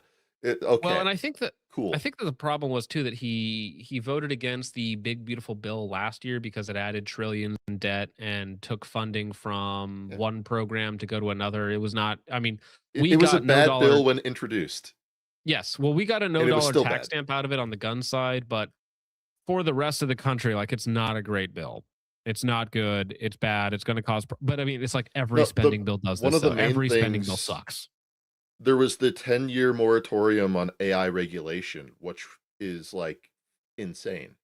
A new developing, crazy, impactful in everybody's daily life thing, and we can't regulate it for the first 10 years. That would have been a disaster. And thankfully that got taken out. I forgot about that. Yeah. They tried to sneak that in as well. Also, John, in the private chat, I found. We'll pull that up right after. I found that. Right after we got two more clips to get to here. Talking about the AIPAC Israel stuff going on here. So again, Thomas Massie, our community was proud to help pro-Israel candidates win these races because again, this was the most expensive congressional primary of all time. Bar none, all time, the most ever spent on any primary for a Congress seat ever. By far. Because Jews didn't like Thomas Massie. And you could also, like, to steelman the position a little bit, Trump also didn't like him. So there was also, although Trump is very pro-Israel, right? As we'll get to his statements in just a moment. So I don't know how different AIPAC is from Donald Trump right now. Like, they seem to be aligned in their goals. I mean, listen, if they're going to spend $1 billion a day fighting Iran, I don't think a few $1 million here or there for a Thomas Massie race is going to hurt all that much. So Lucas, again, base Lucas, imagine if there was a Chinese equivalent to AIPAC dumping hundreds of millions of dollars into politicians for our elections. It's funny that he says that, but Chinese people like literally do invest in American institutions, like 500,000 college students buying up farmland, buying up companies, right? They actually do. So there is a Chinese influence that is also problematic within America and in the West because they're heavily invested in Canada as well. Yeah. I think the largest group of India too, yes, and moving into Africa later on when already in the Middle East in some aspects. They're more under the radar for a lot of people because they're not proactive, they're not aggressive. Like American intervention in the Middle East is aggressive. It has been forever. China's involvement in the Middle East is like, here, business deal. You give us oil, we give you money, okay? You allow us to invest in infrastructure and don't read the fine print, please. Have you ever seen the video of the Chinese, engineer just complaining about black people in Africa because they're just fucking everything up? Well, so Chinese companies invest a lot into Africa for mineral development, right? So mineral extraction, all the other stuff they do a lot there. So you'll see the Chinese Mormons beating the black workers in Africa, and it's kind of the joke. It's like, listen, okay, it doesn't matter who wins, okay? You're gonna be a slave to whoever wins, all right? You think getting rid of Whitey's gonna help you? China man gonna have something to say about that, all right? Sorry, bro. Yeah. Sorry, dude. Anyways, so that is that. Now, Trump also had a statement today about his chances of winning election in Israel because of how popular he is in Israel and his compliments to Bibi Netanyahu. So, President Trump, I'm right now at 99% in Israel. I could run for prime minister. So maybe after this, I'll go to Israel and run for prime minister. He did get the Jew of the Year award last year. So again, saying that, it's not AIPAC, it's not Jewish money, it's Trump. It's like, well, what's the difference, bro? They seem to be having the same goals. I'm right now at 99% in Israel. I could run for prime minister. So maybe after I do this, I'll go to Israel, run for prime minister. I had a poll this morning. I'm 99%. So that's good. But hey, like, not to be rude, okay, Mr. President, but maybe you could do things that could make your approval ratings higher in America. What is he, like, with your citizens? 35 in the US? What? Yeah, so what about us though? Because I gotta be real, okay, Mr. President. I'm being respectful. I would much rather your poll numbers be high in America because Americans approve of you than some country in the Middle East. All right, because you know this, all right, but the people of Israel are not actually your constituents. Well, I know in reality they are your constituents, and they are why you have such a high approval rating over there, because you do work for them. But like, the people of the country ostensibly that you lead would like you to do some things for them, okay? All right? This is awesome. Okay, well, let me pull up your definition that you gave me. It's still loading. Yeah. This is from the International Holocaust Remembrance Alliance. And this is, to my knowledge, this is what Florida kind of based their anti-Semitism laws off of. You'll have to scroll down a little bit till you get, yep. Okay, so that's calling what they for define. Okay, well, we'll go through this. We'll see if we meet any of the definition of this. Okay, so calling for, aiding, justifying the killing or harming of Jews in the name of a radical ideology or an extremist view of religion. I don't do that one. I don't think aiding or justifying the killing. No, I mean, listen. What does it mean to justify in this context, though? Because if Muslims and Jews are in a war and a Muslim kills a Jew, am I supposed to like say that was like, if I'm not involved in the war and they're fighting each other, like, am I supposed to care about that? Or I'm like, well, listen, they were in wartime. Of course they're killing each other. You must care about the plight of the Jewish people. Well, so by default, if they get into any conflict, I have to support them or else it's anti-Semitic, right? Which of course I wouldn't do. So that actually would make me anti-Semitic, okay? So making mendacious, dehumanizing, demonizing, or stereotypical allegations about Jews, such as or the power of Jews as collective. All right. So this is the funny one, right? So stereotypes just exist for a reason, bro. Okay, like the Karen stereotype denigrates white women, right? They hold weight in reality because they're based off of some like communal truth, right? Some truth about reality and the nature of people. So, anyways, you can't point out that Jews control the media, despite the fact that they control almost all of the major media corporations in America. That is a fact. So again, this by definition makes me anti-Semitic.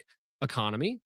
Well, again, they control BlackRock, Vanguard, some of the biggest investment groups in the country. Almost all of the top 500 are Rand operated or owned by Jews. So again, it's like maybe not in entirety they don't run the economy, but in effect, they have the biggest power. They have the best hand in terms of that. Government, well, again, as we've just seen yesterday, that they can throw enough money to flip a 14-year congressman who has won his historical races by like 50-60% in terms of the margin. So it seems like they got pretty good undue political influence. They can get us into wars in the Middle East on their behalf, objectively, right? Seems like they got pretty good control over our government or other societal institutions. They just objectively do. I mean, look at the college system. Look at the whole market off of this SPLC, ADL. Like they hold sway over all of these organizations, right? Like so many of the NGOs are run by Jews, right? Yeah. So okay, that makes me anti-Semitic. Never looked into how the ADL was founded. Yeah. Why specifically What's the guy's name? I forget the guy's name. Leo Frank? No. Yeah. Was it Leo Frank? No, I can't remember. I'd have to look it up. Okay, I think it was Leo Frank. Anyways, he raped a white girl and blamed it on a black man. Tried to get the KKK to kill the black man, and then the KKK was like, "No, you did it," and so they hung him. Or did they hang him, or did he go to trial? I forget how that went. But anyways, and then they got an organization together to stop Jewish hatred, because he raped a white girl and tried to blame it on a black dude. Leo Frank, yes, it was. Okay, I was correct. All right, so accusing Jews as a people of being responsible for real or imagined wrongdoing committed by a single Jewish person or group, or even acts committed non-Jews. Well, I blame like the state of Israel for what's happening in Gaza and Lebanon. I don't know who else to blame for that, right? I mean, they're leveling cities and towns and settlements and murdering settlers and running over people and killing journalists and killing, medical vans and stuff like that and shooting people trying to get to, Western aid that they're putting into Gaza, right? So I mean, I blame the state of Israel, not all Jews, but I mean, a chunk of but if you ask Jews, they're very supportive of the actions going on there. So it's like, I don't know, like I maybe said you are earlier, collectively responsible. Translate button on Hebrew tweets. Just do that and you'll kind of see a pattern. Well, like, listen, like, I believe that I have some responsibility or culpability in what my country does because I pay taxes to my country. I support my country. I am a part of my country. So I believe in some way I am responsible for what my country does. In the same way, when a Jewish country does something untoward to other people, like the people there do bear some level of moral responsibility or culpability in their actions. I think that's just for all nations, right? In the same way, like, I am in some way responsible, or not necessarily individually responsible, but on some level for the evil actions that my country takes, like whether it comes to abortion or whether it comes to our messed up justice system, right? If I'm not doing what I can to fix it, if I'm complicit in the crime, then I am in some way guilty. Maybe not to the same extent as the people actually carrying out these evil actions, but if I simply sit back and do nothing, then I certainly have to have some blood on my hands. Okay. Denying the fact, scope, mechanisms, e.g., gas chambers, or intentionality of the genocide of the Jewish people at the hands of National Socialist Germany and its supporters and accomplices during World War II. So, this is the thing. If you even have like a different number, like let's say my number was 1.5 million people, like through my investigations and research that I did, I think that $1.5 million dollars 1.5 million Jews is a appropriate number for World War II. Okay, it's still a big number. It's way bigger than the meme number, but it's not the 6 million number. I think they would still call you anti-Semitic, right? Because you're denying the scope. So if it's one less than 6 million, you're an anti-Semite. And remember, as we go through these, this is what Florida based their anti-Semitism laws on. So, like, legally speaking, not one for one, but legally speaking, most of this stuff in Florida is punishable by jail time if you're littering, but the litter has anti-Semitic propaganda or whatever they want to say on it. It upgrades it from a misdemeanor to a felony. Right. So keep that in mind as we go through all these examples that they give. So accusing Jewish citizens of being more loyal to Israel or to the alleged priorities of Jews worldwide to their interests of their own nations. Well, Jews are rootless parasites. Okay, so they actually don't have any allegiance to any country other than their own people and Israel. Like they will even tell you that, okay? If America falls, they go to Israel. All right, they leave. Ben Shapiro will tell you that he is an Israeli first guy. Okay, he'll try and be like, oh, well, it doesn't mean I want bad things to happen to America, but they will just objectively tell you that their priorities are somewhere else. They're not with you.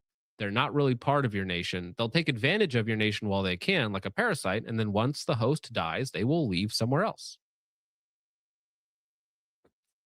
Applying double standards by requiring of it a behavior not expected or demanded of another democratic nation. I don't know what that's about. Probably about the state of Israel. Denying the Jewish people their right to self-determination, e.g. by claiming that the existence of a state of Israel is a racist endeavor. Again, I don't agree with the term racism. So right to exist merely means force, right? If you can enforce your own existence, if you can enforce and maintain your borders, guess what? You have a right to exist. So Israel currently does that. They currently have a right to exist.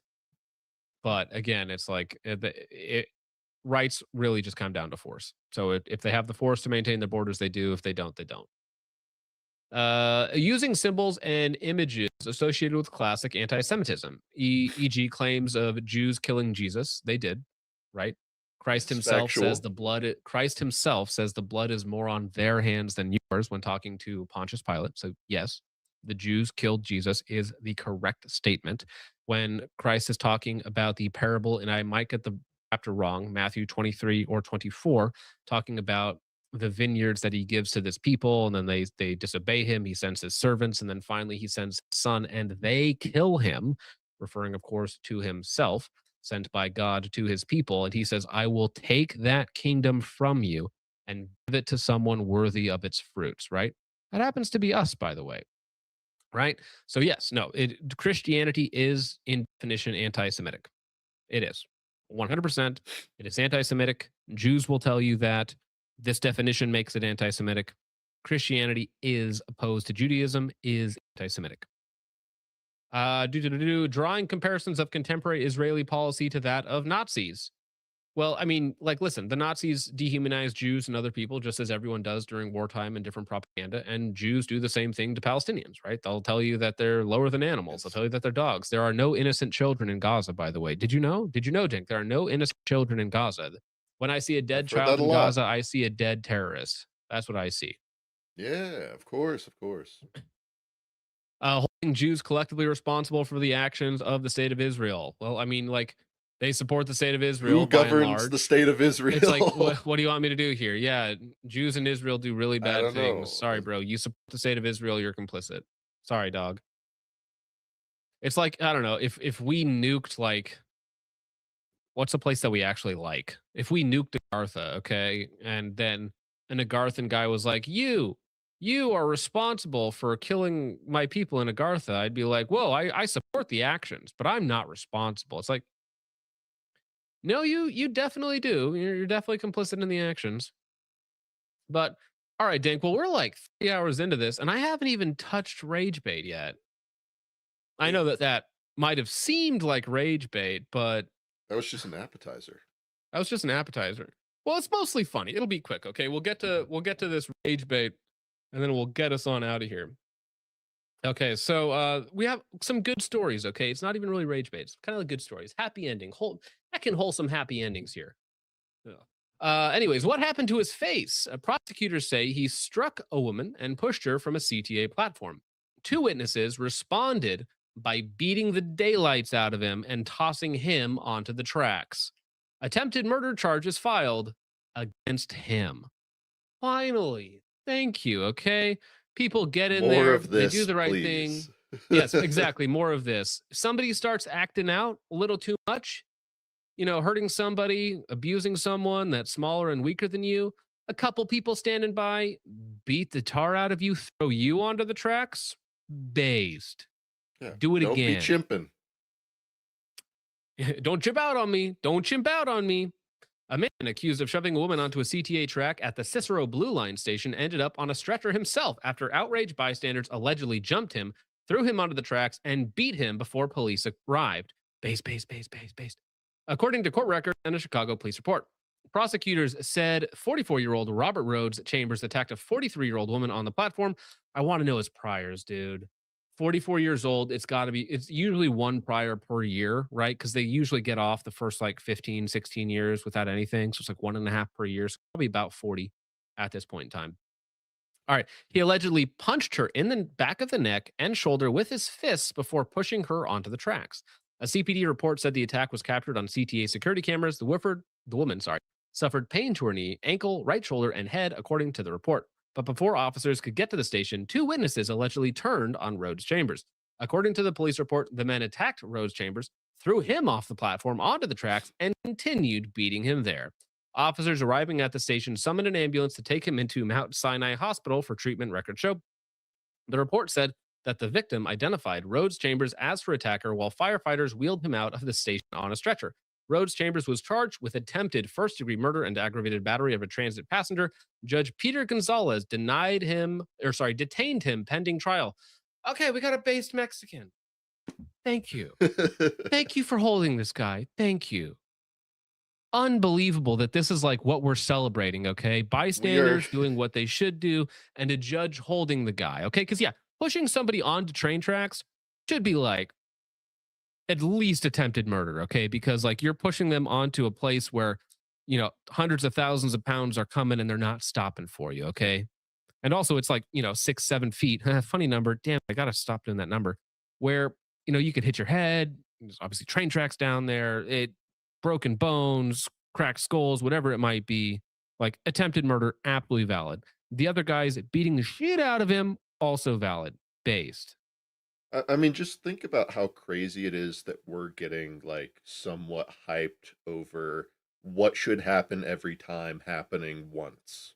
It should just be generic, right? Of course. Yeah, you push a woman onto train tracks after a sucker punching them, like, yeah, you get held without bail and you're going to be tried for attempted murder and assault, right? Of course. No charges against the guys who detained you, by the way, and got a couple punches in there in the meantime, based.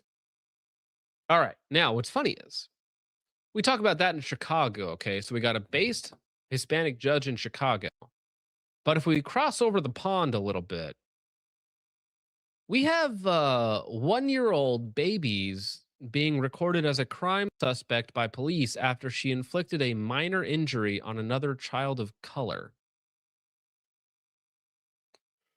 So, 1-year-old baby, possible criminal suspect here due to internalized racism by pushing over Laquifa in the struggle for the dollhouse at school or something like that.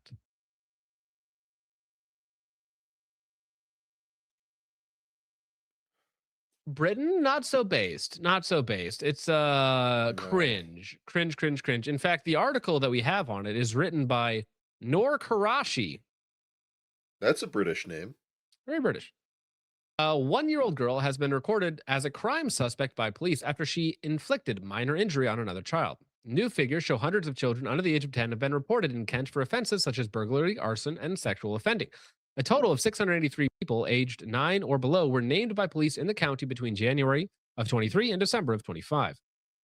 The youngest suspect was identified as a 1-year-old who was reported to the force after another child suffered a minor injury. Again, a 1-year-old cannot possibly have any realization of what's going on around it. It just acts in a selfish manner, as all 1-year-olds do. It wants its toy, it wants its things. It'll push, it'll paw, it'll crawl. If you teach them right, they should be able to share. They should be able to calm down. There should be a little bit of reasoning in there, but it's 1-year-old, dude. I have an 18-month-old, okay? 19, 20-month-old now. But he's forceful, you could say, okay? He wants what he wants. And when he doesn't get it, he throws a little bit of a temper tantrum. You got to work through that. You got to talk to him. You got to teach him. You got to discipline him. And then he figures it out, But not criminal suspects, though. We support. Sorry, say again. No, it's just shocking to me. It's just a 1-year-old. Like, you have migrants that are like raping and killing your daughters, and you're letting them go, and you're investigating a 1-year-old who minorly injured another probably 1-year-old. That'll be my guess, right? We support children of all ages through our prevention program. We try to get them as early as possible and really help them through our services and talk with parents. Yeah, you're going to console a 1-year-old on how to not be so violent in public. Like, you're going to put a 1-year-old in anger management, bro. Mr. Webb said he believed the 1-year-old girl's case was likely the result of accidental behavior involving another toddler. You think? Do you think that it was an accidental or a little case of the I don't want to share with you syndrome? This is what we're wasting our time on. The figures show 76% of the children linked to offending across the 3-year period were boys, and that violent against. But remember, gender isn't real, even though yes, boys from a very young age show a different level of aggression. Okay, boys are special. The 3-year period were boys, and that violence against another person accounted for the highest number of reports. Arson, criminal damage, burglary, minor public order incidents were among the other offenses. In total, 130 sexual offenses involving children under 9 were reported. I have no idea what that means. Due to the age of criminal responsibility in England and Wales being 10, none of the children will have faced prosecution or court proceedings. Child-on-child sexual abuse is recognized nationally as a safeguarding issue that schools and councils are required to monitor closely. So, but the story goes on. Do we have I wanted to know if they have the exact details of what happened here. But anyways, so this is the Kent police chief really keeping the streets safe over there by marking down 1-year-olds as criminal suspects in baby on baby violence, toddler on toddler violence. Okay. Yes, that Now, is the most pressing issue in in the UK and Britain, of course. now listen, okay. I know a lot on this channel. We call out the ethnics, okay? We call out the people doing the crime. And, some people say that we have a racial bias on this show. I don't know where they get that from, but we have here a very special case. Okay. We have here the proof that white people can act like black people with Cynthia DeLuna, 30 years old, arrested in San Antonio after surveillance allegedly showing her firing a gun into a home on Spat Street and then repeatedly trying to fire the gun again when it appeared to jam. And finally, smashing a window with the gun before leaving. The police said the incident appeared to stem from an online feud. She was charged with deadly conduct, firearm, and unlawfully carrying a weapon. Top comment: is that build achievable, Natty? Probably. So yeah, this is not a drive-by per se. It's more of A waddle by? a waddle by. Yes, that is actually exactly what I was going to say. We're on the same wavelength there. This is a waddle by where she attempts to ventilate the house with her big iron, and just as accurate, by the way.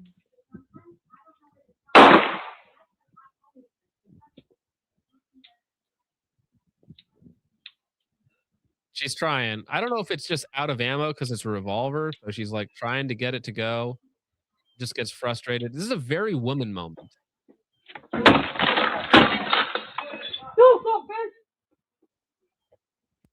Wait, is she Hispanic?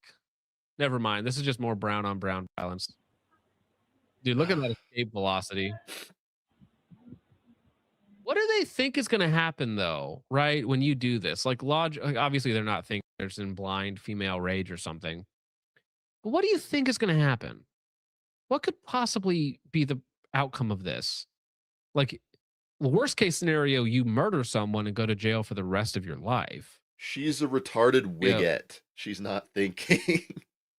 Best case of scenario, you don't kill anyone, still get arrested and probably serve time for attempted murder and, deadly conduct with a firearm. These people just on a whole, don't think about the consequences of their actions. They don't think about what could happen. They just get emotional and angry and act on impulse. I guess, because I mean, she's probably 30 years old and she's already she's the size of two people. Come on. Anyway, so listen, okay, we're equal opportunity offenders here. It's not just the not just the ethnics out there causing trouble, some white presenting folks as well. Now here we have a little bit of black tourism, okay? And they're not quite understanding the scenario they've been placed in here, Dank. So let me know if you can figure out what's wrong with this image according to a ethnic man. Crazy, man. I'm out here with, in the white people area, out here in Torrance. And the motherfucker ain't even in here. No security or nothing. But I say that to say this shit would never happen in no nigga area. Look at, man, the chips is all out here, man. Ain't nothing locked up. Look at this shit. It's 3 o'clock in the morning, man. We in Torrance, California. The high trust society area is shocking to the modern Negro. Here in South Central, this shit is put up. Most definitely. Bro. That shit crazy, man. And then they got the firewood over here. Never mind that. They got the firewood. Man, this. Yeah, it's really nice, isn't it? It's really nice. It's like, why is the sunscreen never locked up, but all the weave is under lock and key? I can't figure it out. It's crazy. Probably just racism. I'm That's why sure they it live is. in food deserts. It's not because they stole all the food and then they had to pull out because the stores weren't profitable. It's because of racism. Yeah, It's they're just not that- racist. Loss prevention is racist because they target black people. You can't have self-serve sodas in McDonald's anymore because of racism, obviously. It's like, listen, you make these areas not like this. so we don't want you here. Yeah. High It's as trust simple as that. society areas are civilized. Is that surprising? To some, yes, because they live in uncivilized areas and they themselves are uncivilized. Well, right. That's the thing. They want access to you. They want access to your nice things. They want access to your society. But when they come here, they make it not like that. Yeah. Right? So we don't want you here. Because when you are here, when your people are here, you make it no longer that way. When you're here, you turn it into there, and you're leaving there because there sucks. So don't bring there here. It's like India, okay? India's best and brightest coming here. I see the state of India and your cleanliness, and I'm like, you know what? I don't want that here. I don't think you can improve my country because you can't improve your own. Go shit in your holy river. Like, what? Yeah. Come on. Now, here's another little happy ending. Again, not rage bait. This isn't even rage bait. This is just happy bait. A little bit of rage, but happy bait, okay? So here is a man who is interacting with police officers, and he's putting up a bit of a fight, so to speak, as they do. And he fortunately gets the happy ending, okay? The non-compliance happy ending. Let me load it up real fast. Hopefully Instagram is so slow sometimes. Come on. You got a warrant for robbery. Turn around. Turn around. I'm not. Turn around. I don't got no fucking robbery, man. Yes, you do. I don't got no fucking robbery, man. Turn around. I ain't robbed nobody, dude. No, he has. Fuck away from me, man. 83, send us some other car. Violation of nothing, man. I swear to God, bro. I swear to God, bro. Get the fuck away from me, man.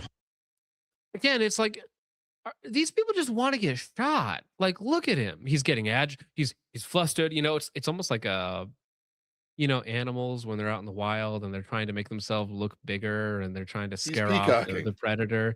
It's like he's getting up there. He's like, like what you're supposed to do with a mountain lion. You get all big and he's like, come on, let's go, man. You ready to go, man? Let's go. It's like, yeah, there's 3 officers there. What do you think is going to happen? I know. Does that work on hyenas, sir? Maybe from where you're from, this actually works against the local wildlife. But listen, all right. I know it's a rhetorical question. He's not thinking anything right now. Okay, pure instinct. All right, pure Napa instinct happening right now. Get the fuck away from me, dude. Get the fuck away from Taser, taser, taser, now! Get on the ground now!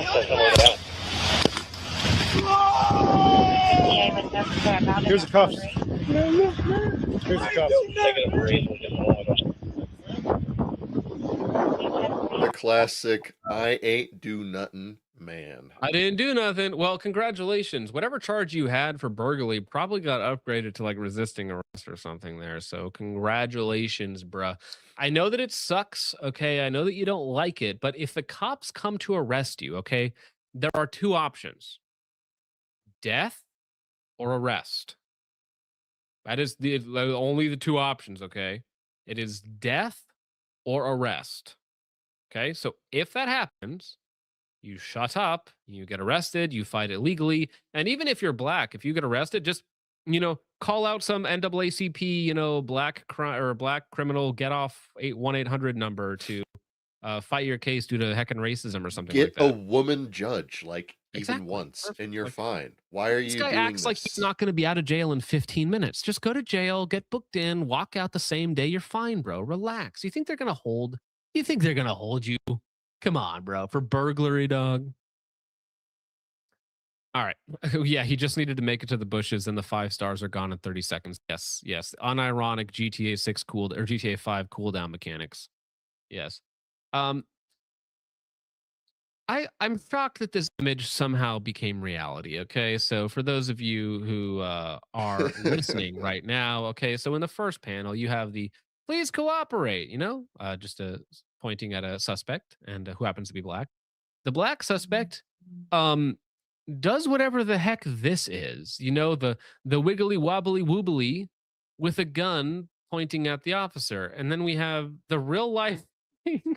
The wiggly wobbly woobly, and then I love it when the mother, of course there's no father, the mother was like, he was shot in the back while fleeing police, he didn't do nothing, didn't murder my boy. And then you look at it and you're like, yes, these people are literally Astronaut.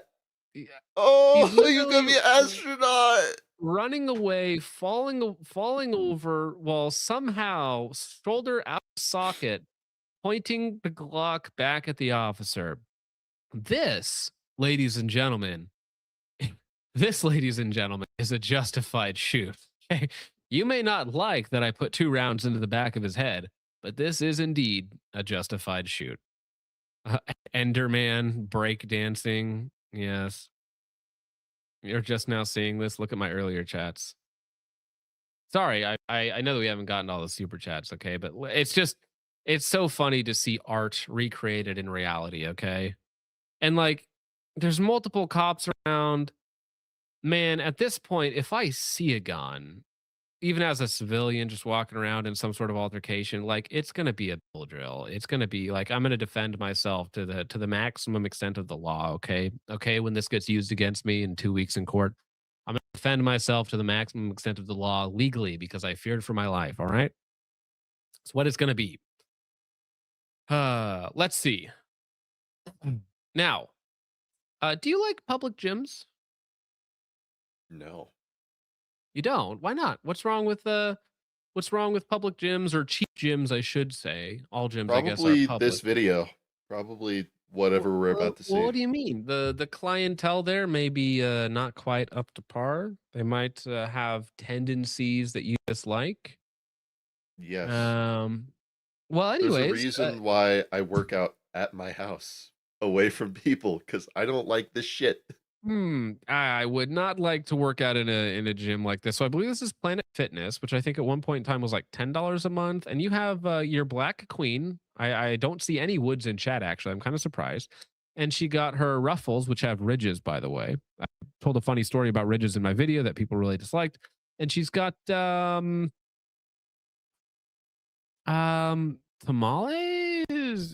beef and cheese nachos. I don't know.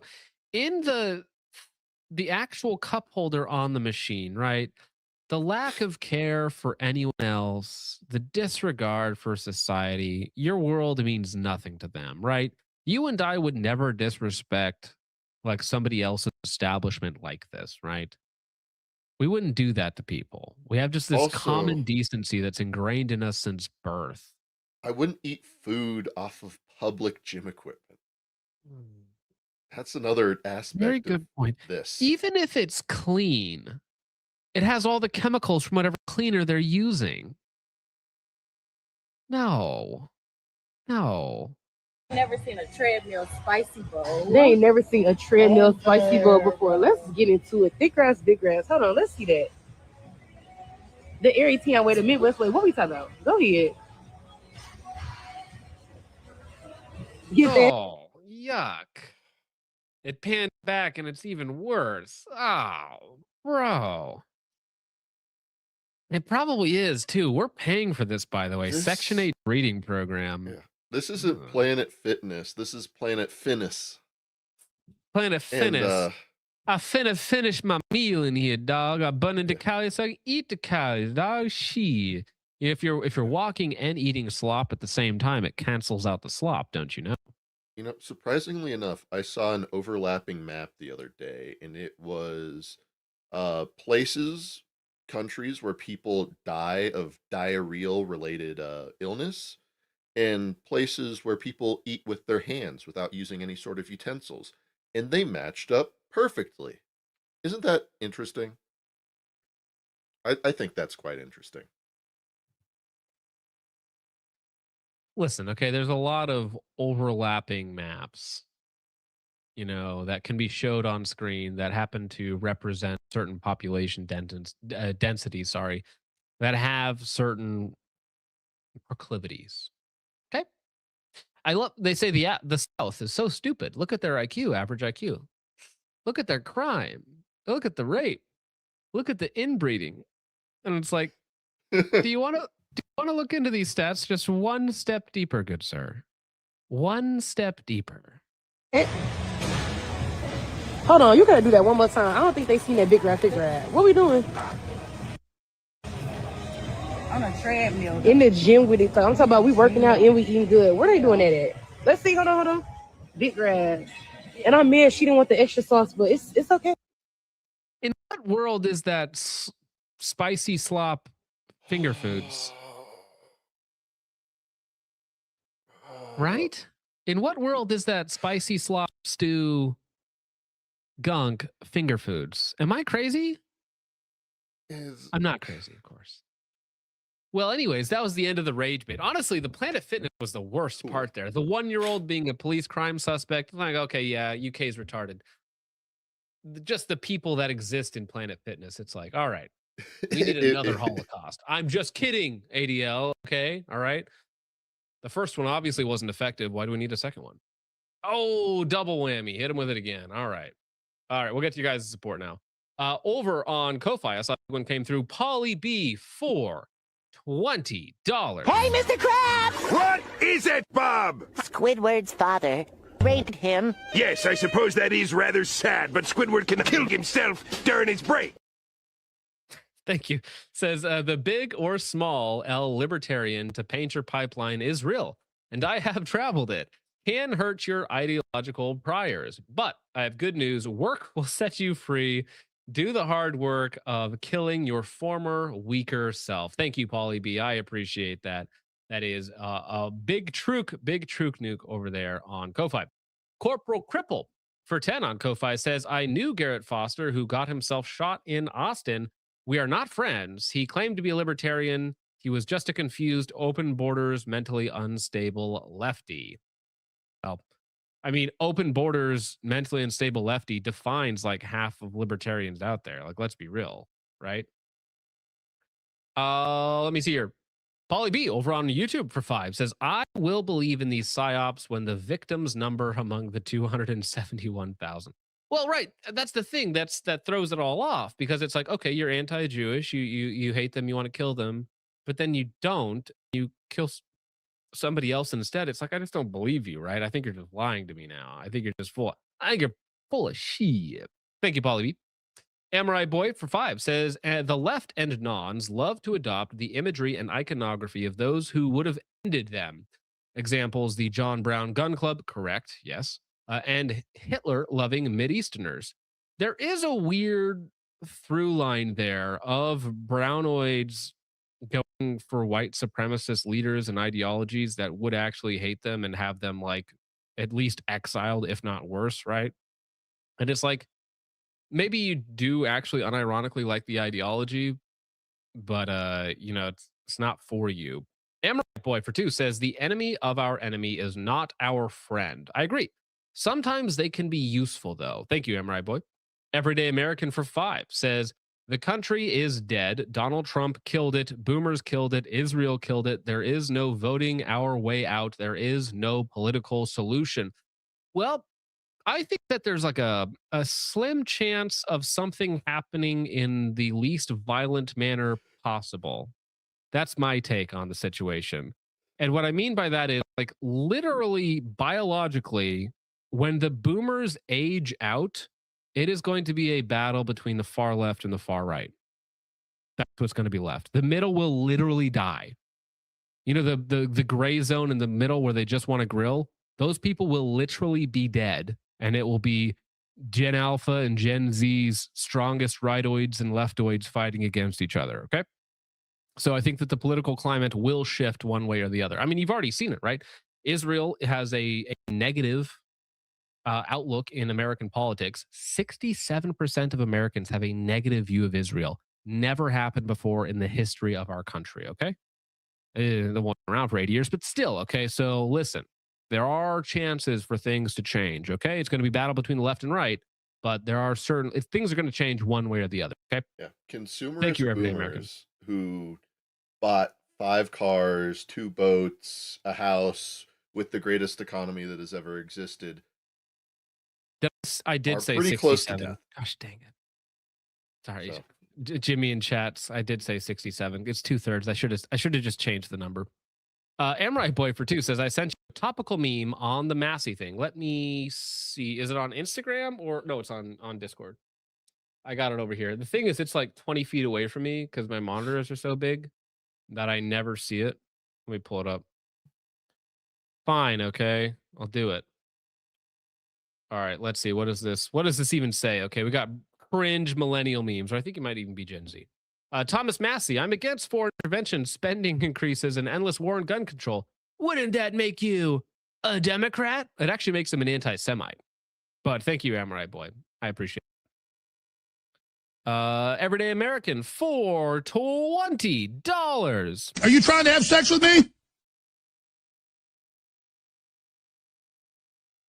Thank you very much. Says Vance has had the chance to have a 10-year dominant run, invoke the 25th on Trump, pull us out of Iran, completely turn on Israel, freeze immigration, and then do what he can for the budget and the homeland for jobs and homes. So Vance is a creation of Peter Thiel, who's changed his name 3 times, has an Indian wife, and is not your friend. So Vance was also the anti-MAGA guy in 2016 in Trump's first term, okay? And then through Trump's turn in politics, through the creation of little tech and a bunch of these like evil transhumanist people that can't even decide whether or not humanity is a good thing, support Peter Thiel, or support by Peter Thiel, sorry, supporting Vance into his run, definitely grooming him to run. Okay, if you look into his books, Hillbilly Elegy, which is kind of like him hating on rural Americans for being stupid and him being smarter than them all and coming out of that, the people that he was influenced by, the people that he was almost like selected by to be big in politics someday. Vance is the future of the party if they get their way. So I don't trust Vance in any way, shape, or form just because he says the right things sometimes. My take on that is that it's purely performative. So Vance is the next guy. Vance has the mandate of the administration. Okay, so 2028, we'll see how things shake out, but I would guess that's who they want to run is Vance. The establishment Republicans, Ellison, Peter Thiel, all of them are going to Vance or Vance as the Rubio. next guy. Vance Those or are Rubio, the 2 yeah. people that are getting supported by the major players right now. Vance or Rubio. We got to Well, see. and that's why if they're there's another trying one, to but- almost like everything bad about Iran, they're pushing on Trump, right? Because he's a sitting or a lame duck president, right? So he can't run again, so they don't need to save his image, and they're pushing Marco and Vance as far away from the drama as possible, right? There was like a 2-week period where Vance didn't even comment on anything, right? Because the Iran war is so unpopular, right? Because they're trying to keep that stink, that smudge off of Vance and Rubio. Yep. Everyday American for 10 says the next election is the biggest in the country's history. Almost nothing Trump has done has any staying power. It's true. And will all be undone by Dems. When a Dem takes the next presidency, we are screwed. Well, again, 2028 is a long ways away. There's a lot of things that can happen between now and then. Okay. So again, I'm not dooming and glooming. Why would I? You know, it's 3 years away. We got the midterms coming up. That will probably be a slaughter. But if it's really bad, then for 2 years, the Republicans can blame everything on the Democrats, right? They'll be like, hey, we don't have the House, we don't have the Senate, we can't do anything. So in 2028, we got to reverse that. We got to maintain the presidency and get the House and Senate back. You know, it's the whole charade that they're always playing, right? So again, I can't predict what's going to happen in 26. I can't predict what's going to happen in 28. All right, we just gotta be there. Okay, we got to do our part, whatever that might be. Okay, thank you, Everyday American. Appreciate that. Everyday American for another 5 says, you are preaching to the choir. This needs to be live streamed to every liberal and boomer in the country. We know this. I know, but still, we persist. Still, we go over it, but I know. Listen, when you do 3 shows a week and you talk for 10 hours, basically, plus your other videos that you do, like you're going to repeat yourself. You're going to do other stuff. It's just going to happen. Cody for 5 says, give me rage, please and thanks. Well, since you asked so nicely, thank you much. Thank you, Cody. Lightsport for 2 says, what did I miss in the past 40? Well, we were talking about anti-Semitism, psyops, and a little bit of rage bait, but mostly funny rage bait. Thank you, Lightsport. King Callus for 2 says, are YGEM cans any good? Looking at their 20 gauge? They have a 20 gauge shotgun can? What do you mean by that? YHM has a shotgun can? Like, that's literally news to me. I've only ever shot their 5.56 and 30 cal cans. I think you're crazy. I think you meant to say something else. You must have meant to say something else because I have a YHM 556 can. It works. I got it because it was cheap. They're high back pressure usually. You know, their T3s are supposed to be a little lower back pressure, and I think they have like a reduced back pressure version of some of their cans. What I don't like about them is that they went up so much in cost. They used to be like $400, and now they're like $600 to $800 MSRP, and it's like that's not very exciting now, is it? So they have a 20 gauge can, the Victra 20. I did not know that. Well, I mean, I'm not a shotgun connoisseur, so I've never even shot a suppressed shotgun, so I literally can't tell you how suppressor shotguns work or if the YHM cans are good at that. So, but thank you. I appreciate that. Talk sorry, Lightspore for 2 says USA Night of Long Knives soon. Heart LMAO. Day of the Pillow when? Chillbilly for 2 says and Jemama's taco salad. Okay, Indian street food, Dank. Very important question. Indian street food or Planet Fitness taco salad from a what's it called? Treadmill.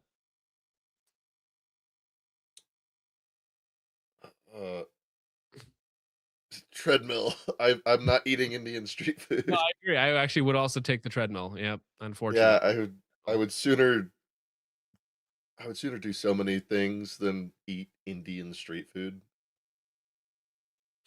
Everyday American for 2 says, I yearn for the Fed post without getting Ruby Ridged. Well, that's the thing. They want to have the chilling effect on speech, right? Because what Dugan said, what they're holding against him, is so like non-edgy, right? I mean, it's like, hey, wow, Jews are involved in all these things that I dislike. It's like, yeah, okay. It's like Jews run the porn industry. Yep, that's really gross.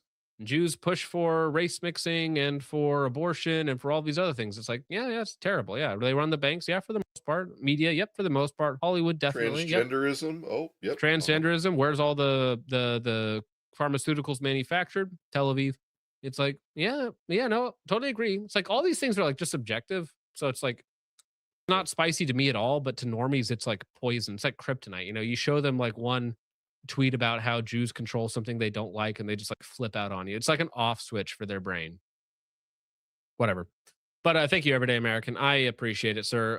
Someday there will be a country that resembles the America we think it is. We'll end with this one. Media Rain says, I don't get how Massie is supposed to be a based and red-pilled chud while supporting infinite immigration. He's not based and red-pilled. He's anti-war and anti-spending and anti-pedophile. But as far as like his immigration policies, remember, he's a libertarian. So he can only take you to libertarian places, right? So again, infinite immigration, GDP number go up, therefore good. Anybody can be an American. All these, he's not based like we want him to be based. He's based compared to your average pedophile politician, but the bar is so low that it's like Thomas Massie's our guy. You know, he's not really our guy, but he's like something that's better than the alternative, right? 21 Scavenge says, did they bring up Israel or Jews in Dugan's hearing? Yes, they literally called up anti-Semitic things that he had that he had said. They called him, the prosecution called him a bigot, and then in the closing reasoning for the judge of denying him bond so that he cannot see his family while he's undergoing trial is hate speech. So yes, they absolutely did bring that up during trial. Thank you, 21 Scavenge. King Callus for 2 says, I want a silencer code 12 gauge, but it's never in stock. YHM is.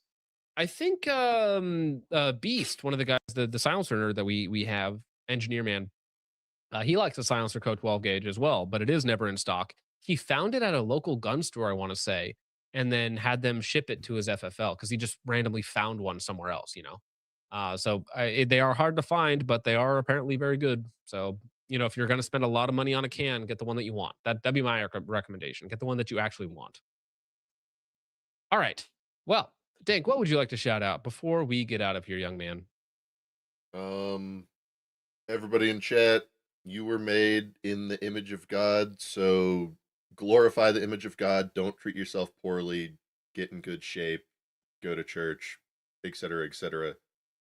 Christ is King. God bless. Mega Base, thank you very much, Dank. Appreciate you hanging out with us, good sir.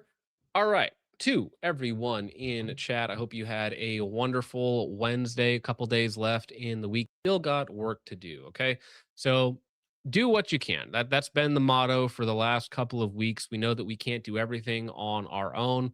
We're all small little guys trying to make it, but together apes are strong. Okay. So when it comes to Dugan, our duty is to do what we can. Okay. That means liking, that means sharing, that means retweeting, that means, tagging some people who might have access to the levers of power to bug them into capitulating to our demands, because they should, at least in theory, work for us and not for Israel. So if you can donate, donate. If you know one who can, if you have somebody who might be into a little bit of access somewhere, do what you can. We all got to do our part. But with that out of the way, ladies and gentlemen, thank you so much for hanging out. Thank you so much for being with us tonight. Pray for Dugan, pray for his family, pray for one another, because times will be tough, but we will be there for one another. So thank you once again for watching. I'll see you in the next one. God bless. Christ is King. The glamour waking up. Shut it down. Me mom died in a Harley. Me pa was killed by Stalin. Me mom died in a Harley. Me pa was killed by Stalin. Ay, they got lined up by Stalin. For my daddy in a coffin. I'm a Jew, Finkelstein. My uncle, my grandma was lying. I was pulled up on me mom, ayy. Put her in the count, ayy. Told her get a word or be turned into a lamb. Ayy, not in a Harley. Me pa was killed by Stalin. Me mom died in a Harley. Me pa was killed by Stalin. Ay, they got lined up my grandma and my aunt in 1945. They were getting fucked up. Stalin put up on me pa. Put him in the count, ayy. Then his op sprayed his ass with the fucking child. My mom died in a Harley. Me pa was killed by Stalin. Me mom died in a Harley. Me pa was killed by Stalin.